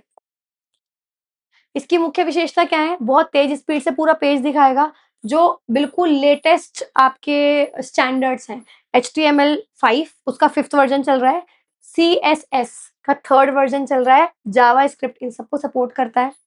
बहुत लाइट वेट है, ज़्यादा मेमोरी कंज़्यूम नहीं करता और बहुत इफ़ेक्टिव है। ओपन सोर्स है, कोई भी यूज़ कर सकता है, फ्री है। सफारी वेब ब्राउज़र में यूज़ करते हैं, जितने भी आईओएस एप्पल के फ़ोन है सब में web engine browser, WebKit browser का इस्तेमाल किया जाता है। गूगल क्रोम के स्टार्टिंग में भी यूज़ किया था बट अब वो यूज़ नहीं करता। तो अच्छा, अब बात करते हैं बहुत फ़ेमस जो वेबसाइट्स हैं, सोशल नेटवर्किंग साइट्स। तो अब जैसे लिंक्डइन है, बहुत सुना होगा आपने। तो लिंक्डइन के फाउंडर्स कौन थे? हॉफमैन, एलन ब्लू, ग्योरिक, लाय और जीन लुक वेलिएंट। कितने सारे लोग थे। पर इतना ज़्यादा नहीं करना, जिन-जिन के मैं बताऊँगी उनके आप इसमें मार्क ज़ुकरबर्ग याद कर लेना, इसमें रीड हॉफमैन याद कर लेना, बहुत इम्पोर्टेंट है।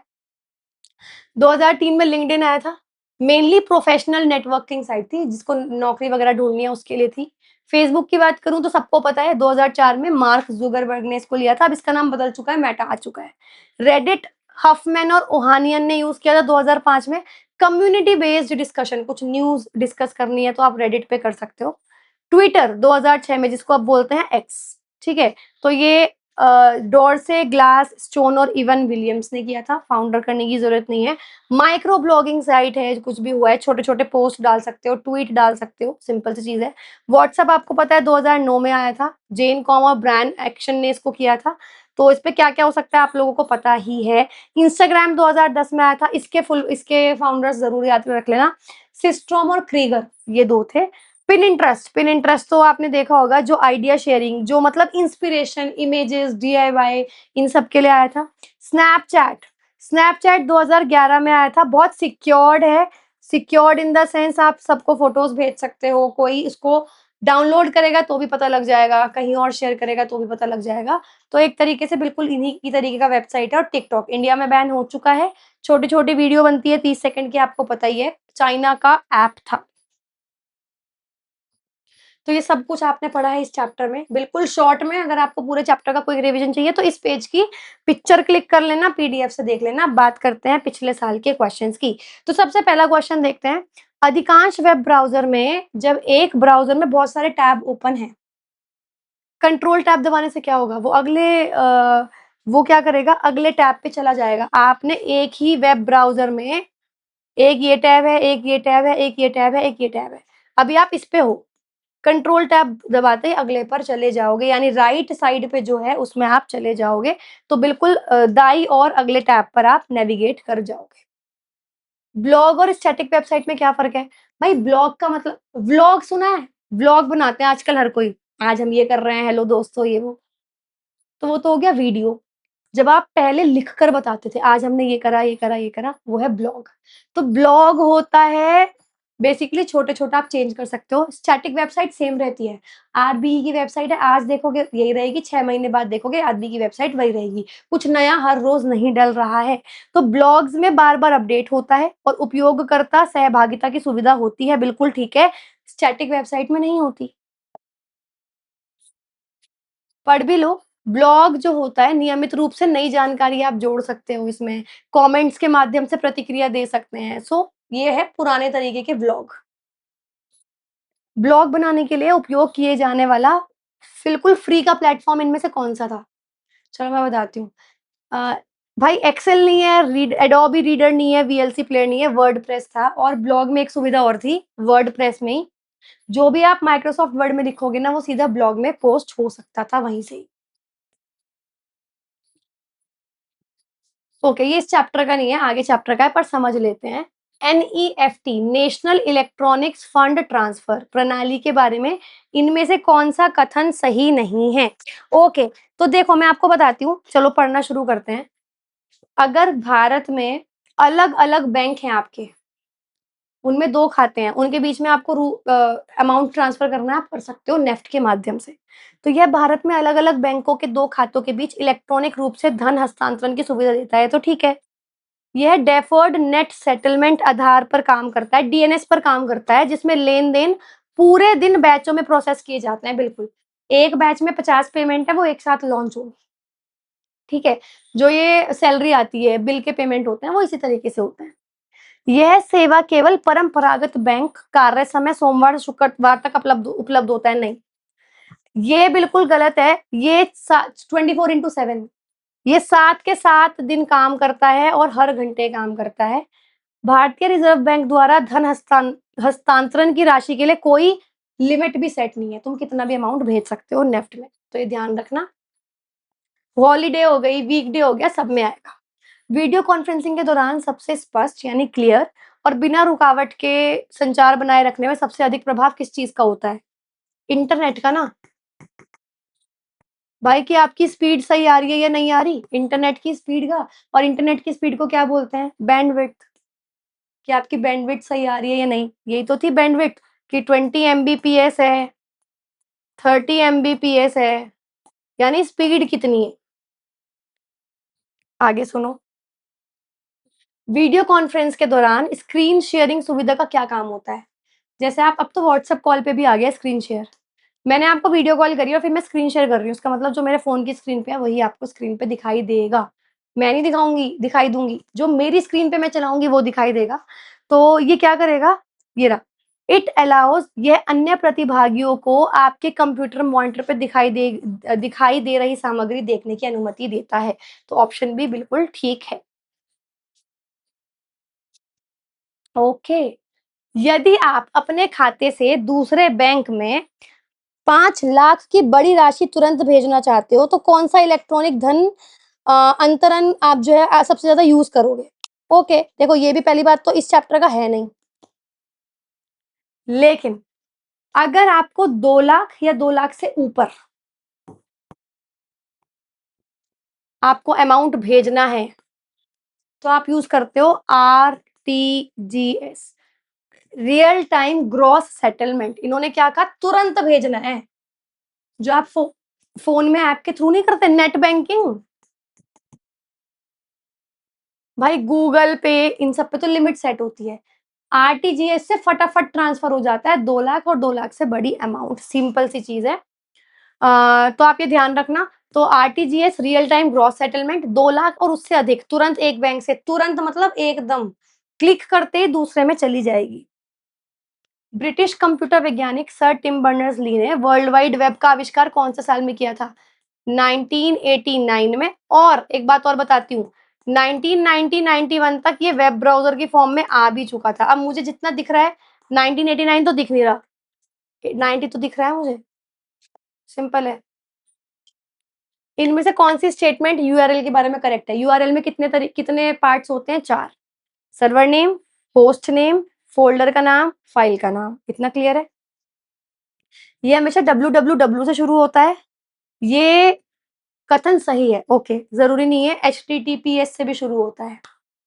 ये इंटरनेट पर संसाधनों की अलग पहचान करते हैं, बिल्कुल सही है। यूनिफ़ॉर्म रिसोर्स लोकेटर संसाधन को यूनिक तरीके से पहचान करता है, ये ठीक है। ये सिर्फ़ इमेज के लिए होते हैं? नहीं, ये ब्राउज़र में ऑप्शनल होते हैं। अरे भाई ब्राउज़र में कुछ भी सर्च कर रहे हो, सबका लिंक होता है, वो बात अलग है। आप वर्ड डाल के आप एनिमल डाल रहे हो, तो उसका भी जो खुलेगा ना लिंक आएगा ऊपर। वेब ब्राउज़र में कुकीज़ का मेन एम क्या होता है? कुकीज़ का मेन काम होता है कि वेबसाइट के लिए छोटी-छोटी इन्फॉर्मेशन सेव करना, ताकि अगली बार जब वो वेबसाइट खुले उसे पता हो कि आपको क्या रिज़ल्ट देना है। तो ये रहा उपयोगकर्ता के डिवाइस पर वेबसाइट पसंद से जुड़ी छोटी जानकारी सुरक्षित रखना। मतलब ये सारे वो हैं जो चैप्टर में पढ़ाए हैं, मेन ज़ोर देकर पढ़ाए गए हैं। यूआरएल टीटीपीए है, इनमें से कौन-सा भाग डोमेन नेम है? चलो आप मुझे बताओगे कि इनमें से कौन-सा नाम, कौन-सा भाग जो है वो डोमेन नेम है? ये रहा ना डॉट ऑर्ग, यही है ना? जिसमें डॉट ऑर्ग आ रहा है वही डोमेन नेम होता है ना ऑर्गनाइज़ेशन, तो डॉट ऑर्ग इसमें सिर्फ़ ऑप्शन बी में आ रहा है, ये डोमेन नेम हो गया। आधुनिक संचार तकनीकों के संदर्भ में यानी जो मॉडर्न कम्युनिकेशन टेक्नोलॉजीज़ हैं, इंटरनेट की सबसे सही परिभाषा बताओ। ओके, बहुत बड़ा कंप्यूटर है, एक एक कंपनी का एक कंप्यूटर, आपस में जुड़े हुए कंप्यूटर और उपकरणों का विश्वव्यापी नेटवर्क जो मानक नियमों के अनुसार संचार करता है, बिल्कुल ठीक है। क्योंकि वैश्विक नेटवर्क है, पूरे विश्व के कंप्यूटर जुड़े हुए हैं, सिंपल सी चीज़ है। आगे पढ़ने की भी ज़रूरत नहीं है। सुरक्षित बैंकिंग वेबसाइट खोलने के लिए इनमें से कौन-सा यूआरएल सही लिखा गया है? ओके, अब आप ये सुरक्षित है ना? सुरक्षित का मतलब क्या है? सिक्योर्ड। ये रहा, क्योंकि इसके अंदर ये जो एस है ना, S stands for secured. S ये बता रहा है कि बिल्कुल सिक्योर्ड है। अब कैसा क्वेश्चन था? पढ़ा है आपने पेपर में? नहीं, पर कॉमन सेंस का है ना, मतलब पेपर मतलब चैप्टर में। सामान्य सर्च इंजन में जब उपयोगकर्ता कुछ कीवर्ड टाइप करके सर्च दबाता है, तो क्या होता है? कुछ भी नहीं होता भाई, ब्राउज़र अपने डेटाबेस में ढूँढेगा, एक लिस्ट बनाएगा और वो दे देगा हमें, ठीक है? चलो। ओके, अब इन्होंने क्या बोला देखो, अब ऑप्शन आपके पास 4 है। सबसे पहला वेब ब्राउज़र अपने आप दोबारा शुरू होगा। भाई दोबारा क्यों शुरू होगा? दोबारा शुरू होने का तो कोई मतलब है ही नहीं। सर्च इंजन उन कीवर्ड्स की तुलना अपने वेब पेजेस से करता है, बिल्कुल, वहाँ वो सर्च करेगा। सर्च करने के बाद उनकी लिस्ट बनाएगा और हमारे सामने रखेगा। वेबसाइट खोलते समय एचटीटीपी और एचटीटीपीएस में मेन अंतर क्या है? ये सिक्योर्ड नहीं है, हो भी सकता है, नहीं भी हो सकता, ये सिक्योर्ड है, ये सेफ है बिल्कुल। ओके, एचटीटीपी केवल चित्रों के लिए और ये टेक्स्ट के लिए, ये रहा। एचटीटीपीएस सुरक्षित संचार के लिए एन्क्रिप्शन देता है, जबकि एचटीटीपी नहीं देता, बिल्कुल ठीक है। सर्च इंजन वेब क्रॉलर जिन्हें स्पाइडर्स या बोट्स भी कहा जाता है, उसका मेन यूज किस लिए करता है? अब मैं आपको बताती हूँ, बहुत ज्यादा इंपॉर्टेंट है। मैं बताती हूँ क्वेश्चन क्या है, सुनो। देखो, जब आप इंटरनेट पे कुछ भी ढूंढते हो, इंटरनेट पर जब भी कुछ ढूंढते हो, तो लिस्ट आती है ना सामने खुल के, है ना? ये कौन करता है? ये लिस्ट कौन खोलेगा?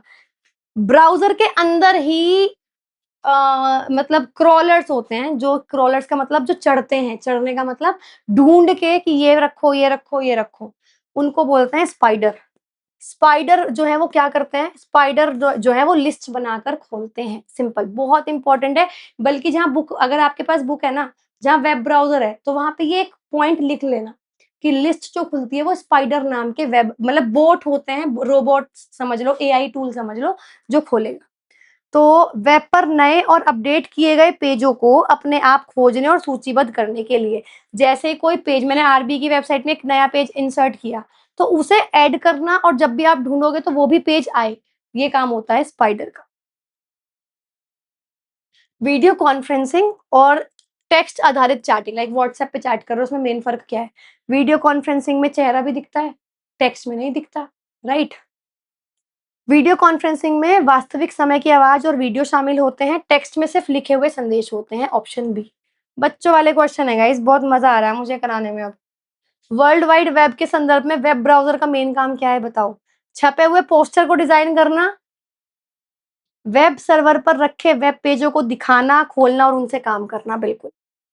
वेब ब्राउजर का काम क्या है? जो उसमें पेजेस है उसको खोलना, दिखाना और उस पर काम करना, ऑप्शन बी। पढ़ने की भी जरूरत नहीं है आगे। किस प्रकार की स्थिति में एचटीटीपी या एचटीटीपीएस एफटीपी का उपयोग बहुत ज्यादा सुइटेबल होता है? एफटीपी क्या था याद है? File transfer protocol. अगर इंटरनेट की माध्यम से अगर आपको फाइल ट्रांसफर करनी है तो आप किसका यूज करोगे? एफटीपी का मान मतलब काम क्या है इसका? फाइल ट्रांसफर करना। ट्रांसफर का मतलब या तो अपलोड करोगे या फिर डाउनलोड करोगे, यही तो था एफटीपी। न्यूज आर्टिकल पढ़ना, नहीं, न्यूज आर्टिकल वाला कुछ और था, न्यूज के नाम से ही था। लाइव लेक्चर देखना, इसमें फाइल का कोई काम नहीं है। दूरस्थ फाइल सर्वर से, यानी कोई दूसरे सर्वर से बड़ी संख्या में फाइल अपलोड करना या डाउनलोड करना, बिल्कुल ऑप्शन सी, यही काम होता है फाइल प्रोटोकॉल का। इंटरनेट पर सर्च क्वेरी का सबसे सटीक अर्थ कौन सा विकल्प बताता है? अगर आप कुछ सर्च क्वेरी कर रहे हो, यानी कुछ क्वेश्चन सर्च कर रहे हो, तो इनमें से क्या चीज उसका परफेक्ट मतलब बताता है? अरे, कंप्लीट कोड लिख रहे हो भाई, सर्च क्वेरी आप सर्च क्या करते हो? कुछ वर्ड लिखते हो, उनको सर्च करते हो, राइट? तो कोड तो नहीं लिखते ना। हार्डवेयर, जो हार्डवेयर कनेक्टेड होता है ना कंप्यूटर से, उसको आप सर्च क्वेरी बोलते हो? जी नहीं। एक शब्द या शब्दों का समूह है जिसको आप जिसके ऊपर जानकारी खोजने के लिए सर्च इंजन में लिखते हो, बिल्कुल वही तो सर्च क्वेरी है। क्वेरी का मतलब क्या होता है? क्वेश्चन, जो ढूंढना है। तो ऐसे क्वेश्चन देख के डरा मत करो सीधे कि पता नहीं क्या आ गया, कॉमन सेंस पे क्वेश्चन सॉल्व होंगे ये। वेब पेज पर हाइपरलिंक की सही परिभाषा कौन सी है? हाइपरलिंक क्या होता है भाई? हाइपरलिंक तो वो होता है कि कुछ लिखा हुआ है, उसे मैंने कनेक्ट कर दिया एक वेब पेज से, तो जितनी वर्ड, मतलब मेरे पास कोई टेक्स्ट फाइल है, वो एमएस वर्ड की फाइल है, उस पे जब भी जैसे मैं इस लाइन को क्लिक कर रही हूँ, तो मेरा एक वेब पेज खुल रहा है, तो वो हाइपरलिंक बना दिया बस मैंने। टेक्स्ट पर लागू की गई अलग से स्टाइल, एक ऐसा एलिमेंट जिस पर क्लिक करने पर उपयोगकर्ता दूसरे रिसोर्स पर पहुँच जाता है, बिल्कुल ठीक। यही है हाइपरलिंक। हाइपरलिंक का शॉर्टकट क्या होता है? कंट्रोल के। वीडियो कॉन्फ्रेंसिंग के लाभों की मूल जानकारी खोजने के लिए इनमें से कौन-सी सर्च क्वेरी ठीक है? अच्छा ओके, अगर आपको वीडियो कॉन्फ्रेंसिंग के लाभ जानने हैं, तो आप क्या टाइप करोगे इनमें से? एडवांटेज ऑफ वीडियो कॉन्फ्रेंसिंग, मतलब वो अब आपसे ये पूछ रहा है कि अगर आपको इंटरनेट पे, चैट जीपीटी पे, गूगल पे ये ढूँढना है, तो आप क्या टाइप करोगे? तो यही टाइप करोगे ना कि वीडियो कॉन्फ्रेंस के एडवांटेज बताओ, लाभ बताओ। ओके, इन ये पूरा एक वेब का पता है, इनमें से कौन-सा भाग प्रोटोकॉल को दिखाता है? ओके, प्रोटोकॉल का मतलब क्या हो गया? नियम हो गया ना? तो इनमें से वो कौन-सा भाग है जो नियम को बताता है कि ये कौन-सा नियम फ़ॉलो कर रहा है? अरे प्रोटोकॉल तुम देख लो ना सबके फुल फॉर्म, प्रोटोकॉल किसमें आ रहा है? इसमें, हाइपर टेक्स्ट ट्रांसफर प्रोटोकॉल, तो यही तो भाग है एचटीटीपीएस का। यही सर्वर टाइप भी है, ठीक है? तो सर्वर टाइप भी यही है, प्रोटोकॉल भी यही है। सर्च इंजन सामान्यतः सर्च रिजल्ट्स को किस प्रकार से प्रदर्शित करते हैं और सबसे अच्छे तरीके से कौन-सा कथन समझाता है? ओके, बिना किसी विशेष क्रम के? नहीं। एक ऐसे सिंगल पेज के रूप में जो कभी बदलता नहीं है, बदल सकता है, बदलने का काम तो स्पाइडर का ही था। क्वेरी से संबंधित यानी जो आपने ढूँढा है उससे संबंधित, उससे रिलेट करके प्रासंगिकता के आधार पर यानी जो भी प्रसंग है या जो भी कॉन्टेक्स्ट है उसके आधार पर शीर्षकों सहित लिंक की रैंक की गई सूची के रूप में कि वो एक लिंक एक लिस्ट बनाएगा जिसमें टाइटल होंगे और उसमें लिंक भी उसी के ऊपर होगा। उस पे क्लिक करोगे तो पेज खुल जाएगा। इनमें से किस प्रकार का फायरवॉल आने वाले और जाने वाले पैकेट्स की जांच के लिए नेटवर्क लेयर पर काम करता है? यानी जो पैकेट्स इंटरनेट के पैकेट्स जो जाते हैं एक जगह से दूसरी जगह, उस पर काम करता है। मुझे आप लोग बताओ, तो कोई बात नहीं। अच्छा, अब एक बात सुनो, इसमें क्वेश्चन में क्या है? आपको पैकेट्स की जांच करनी है ना, पैकेट्स का ही तो देखना है ना, कौन-सा होगा? पैकेट फ़िल्टरिंग, कॉमन सेंस वाला क्वेश्चन है और इसमें लिख भी लेना, जहाँ आपने टीसीपी आईपी लेयर पढ़ी है ना, आईपी मॉडल पढ़ा है, उसमें शॉर्ट में एक लाइन करके लिख देना ये वाली बात कि नेटवर्क लेयर पे कौन-सा काम करता है? नेटवर्क लेयर पे पैकेट फ़िल्टरिंग काम करता है। ईमेल की सामग्री को अनधिकृत पहुँच से बचाने के लिए, कि किसी और पे ना पहुँच जाए, ईमेल एन्क्रिप्ट करने की विधि कौन-सी होती है? यानी ईमेल को सिक्योर करने की विधि कौन-सी होती है? ये सबसे आसान है एस, क्योंकि एस का मतलब था secure. Multipurpose internet mail protocol अगर आपको याद आ रहा हो इसकी फुल फॉर्म यही थी एस माइन जो मैंने आपको बताया था। ये मेनली इसका एक ही काम है कि जब भी ईमेल जाएगा ना वो पहले प्रॉपर आपके डिजिटल सिग्नेचर्स होंगे उस पे तभी जाएगा। इनमें से कौन सी चीज है जो यूजर को इंटरनेट के माध्यम से किसी दूसरे कंप्यूटर या टर्मिनल को दूर से एक्सेस करने की सुविधा देती है? कोई दूर कुछ पड़ा है और आपको उसमें हैकिंग्स है उसमें लॉगिन करना है, क्या था? टेलनेट। रिमोट लॉगिन देखो रिमोट इंग्लिश में वर्ड आ रहा है।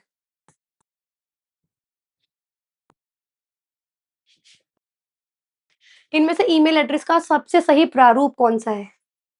देखो एट द रेट आना चाहिए पहली चीज़ और लास्ट में डॉट कॉम ये आना चाहिए, है ना? gmail.com कॉम आता ही है ना?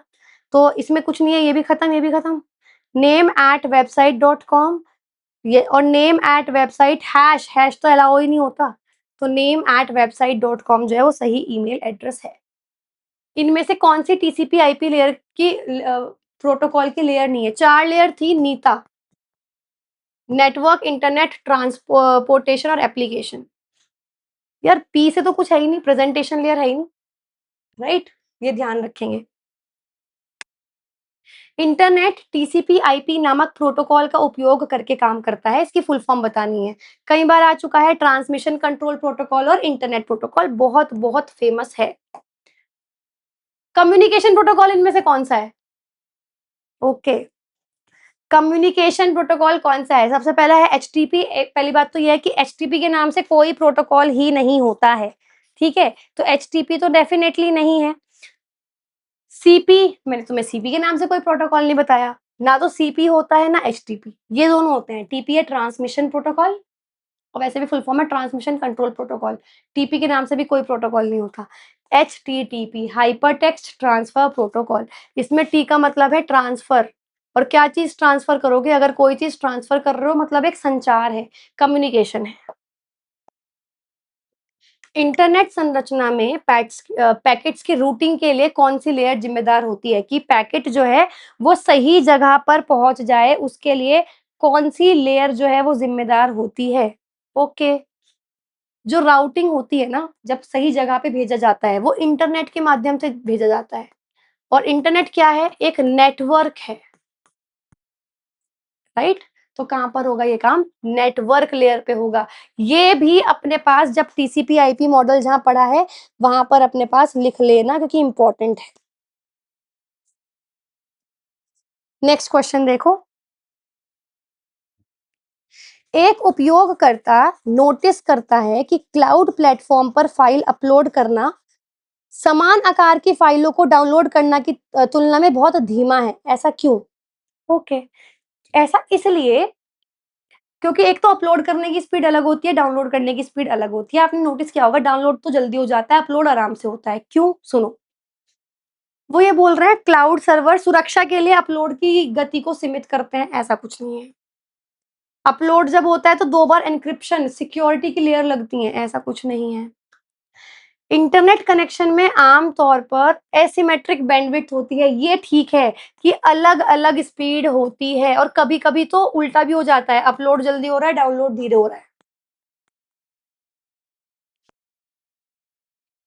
इनमें से कौन-सा एक वैलिड IPv4 एड्रेस है? अब ये आईपी एड्रेस आगे जब पढ़ोगे ना तो भी आपको पता लग जाएगा, क्या, सुनो। IPv4, ठीक है, IPv4 में होते हैं 256 कैरेक्टर्स टोटल, ये समझो। तो 256 कैरेक्टर्स का मतलब है 0 से शुरू होके 255 नंबर्स तक वैलिड होंगे। तो ये देख लो ऐसा कौन-सा है जिसमें सारे नंबर 0 से 255 के बीच में हैं। इसमें 256 आ गया, इसमें 300 आ गया, ये बिल्कुल ठीक है। नहीं, ये भी ठीक नहीं है, इसमें 999 आ गया, ये बिल्कुल ठीक आईपी एड्रेस है। IPv4 क्या था पहले सुनो, जैसे मैंने बताया था ना कि इंटरनेट क्या करता है, हर एक डिवाइस को एक नंबर दे देता है। ये सब लिंक हैं, 4 पॉइंट पार्ट्स होते हैं ना लिंक में, है ना? तो ये लिंक ही हैं। बस वो समझो कंप्यूटर के लैंग्वेज में हम हमारी लैंग्वेज में इनको डोमेन नेम बोलेंगे, कंप्यूटर के लैंग्वेज में आईपी एड्रेस बोलेंगे। तो पहले चलते थे IPv4, IPv4 में 255 तक नंबर, 0 से 255 यानी टोटल 256 नंबर यूज़ करते थे। फिर इतनी डिवाइस बढ़ने लगी कि नंबर पूरे यूज़ हो गए। फिर अब हम यूज़ करते हैं IPv6 एड्रेस, ठीक है? तो ये चीज़ का आप ध्यान रखेंगे, बहुत ज़्यादा ज़रूरी है।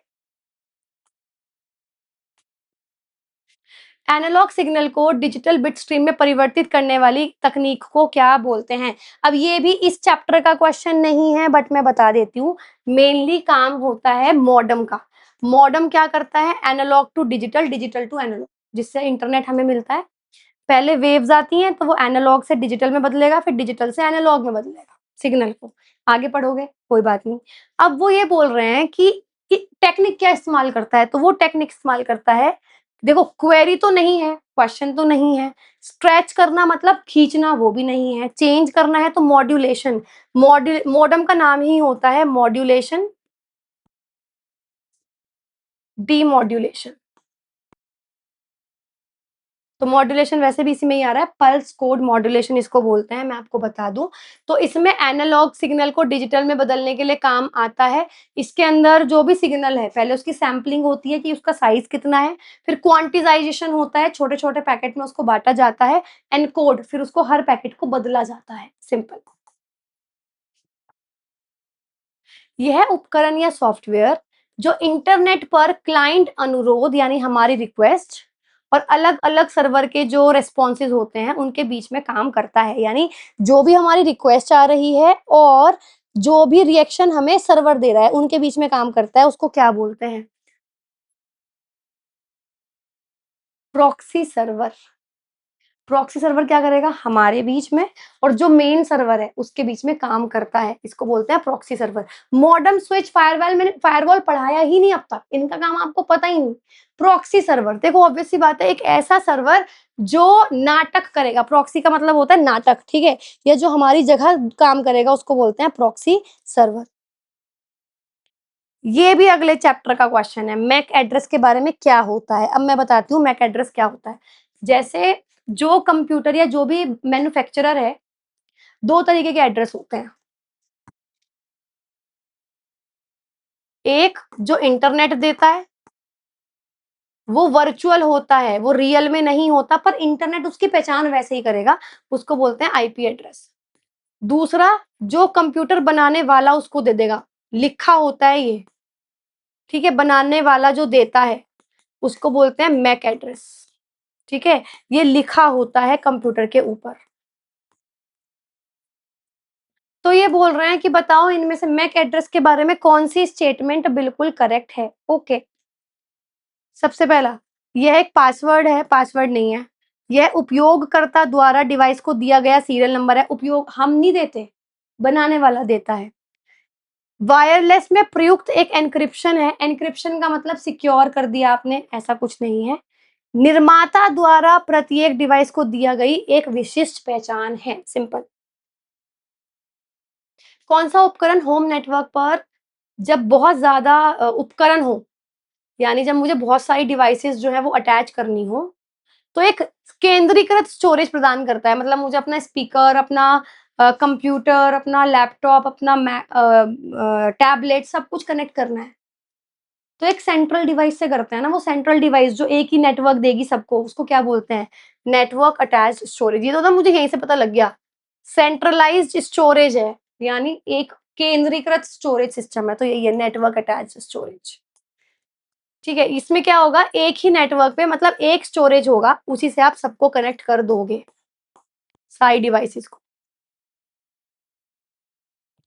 कौन सा आईपी एड्रेस, मतलब इससे क्या होता है, जो नेटवर्क अटैच स्टोरेज है, आप कुछ स्पीकर से डाउनलोड कर रहे हो वो भी एक ही जगह होगा, जो आप लैपटॉप से डाउनलोड कर रहे हो वो भी एक जगह होगा, सबके पास अलग-अलग स्टोरेज नहीं होता। कौन सी आईपी एड्रेस रेंज स्वचालित निजी आईपी एड्रेसिंग, ओके, इंपॉर्टेंट है guys, automatic private IP addressing को इंगित करता है। मतलब पता क्या होता है, कई बार क्या होता है कि जब डिवाइस को आईपी नहीं पता लग पाती, तो ऑटोमैटिक नंबरिंग शुरू हो जाती है, उसको क्या बोलते हैं? या वो कौन से होती है? मतलब जैसे इंटरनेट आईपी एड्रेस देता है, तो कई बार इंटरनेट आईसी आईपी एड्रेस नहीं दे पा रहा उस समय, और काम करना है, काम बिना इंटरनेट के, जब तक इंटरनेट एड्रेस नहीं देगा तब तक मैं काम ही नहीं कर पाऊँगी, इंटरनेट आएगा ही नहीं उसमें। तो ऑटोमैटिक आईपी हमें मिल जाता है, उसको बोलते हैं ऑटोमैटिक प्राइवेट आईपी एड्रेसिंग। इनमें से वो कौन-सा होता है? जब ये लिखा हुआ आ जाए ना 169.2, 54.x.x, इसका मतलब है ऑटोमैटिक आईपी एड्रेस आपको मिला है, इंटरनेट सही से काम नहीं कर रहा था। इनमें अच्छा, ये भी अपने पास लिख लेना गाइस, ठीक है? ये मैं अपडेट भी करा दूँगी, बट अपने पास भी लिख लेना, इम्पोर्टेंट है। नेक्स्ट क्वेश्चन है, इंफ्रारेड डेटा एसोसिएशन यानी इरडा। जब इंफ्रारेड डेटा कम्युनिकेशन होता है, जब इंफ्रारेड वेव्स की माध्यम से संचार करते हो, तो इनमें से क्या आवश्यक है? Mesh network, line of site. एक ही लाइन में डिवाइसेस होनी चाहिए, सिंपल सी चीज़ है।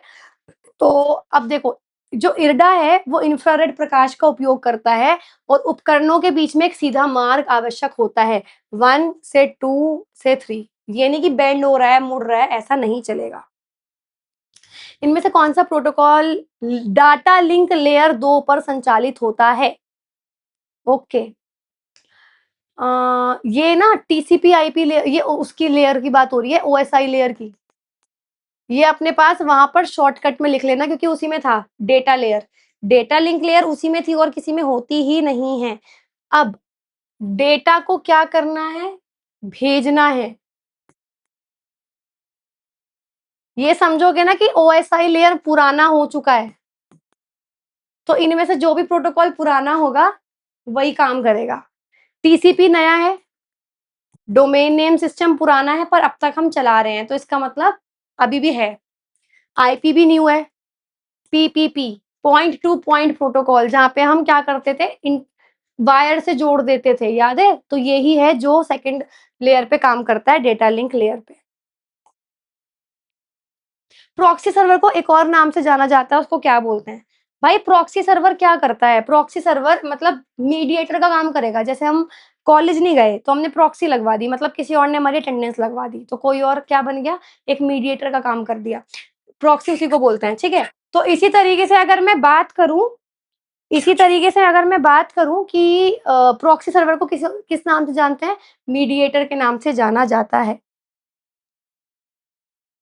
इनमें से कौन-सा स्थानीय क्षेत्रीय नेटवर्क मानक यानी इनमें से कौन-सा local area network CSMA CD access विधि का इस्तेमाल करता है? गाइस ये ना आपके आगे भी आएँगे, लेकिन अभी क्योंकि इसमें आ चुके हैं तो मैं इसमें भी समझा रही हूँ। इसका मतलब क्या है? जब आप ईथरनेट से जोड़ते हो, ये वैसे मैं बता चुकी हूँ आपको पहले।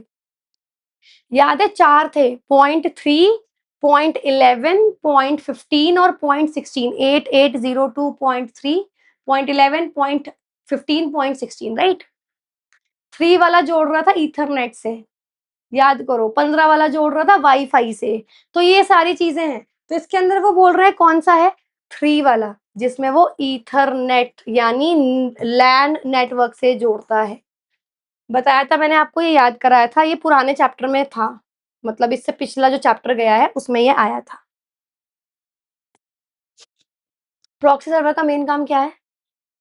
ओके, चलो भाई। बैकअप बनाना नहीं है, मालवेयर का पता कराना भी नहीं है। सेंसिटिव डेटा क्या हम क्यों देंगे? हमारे और इंटरनेट के बीच में एक गेटवे यानी एक मध्यस्थ का काम करना।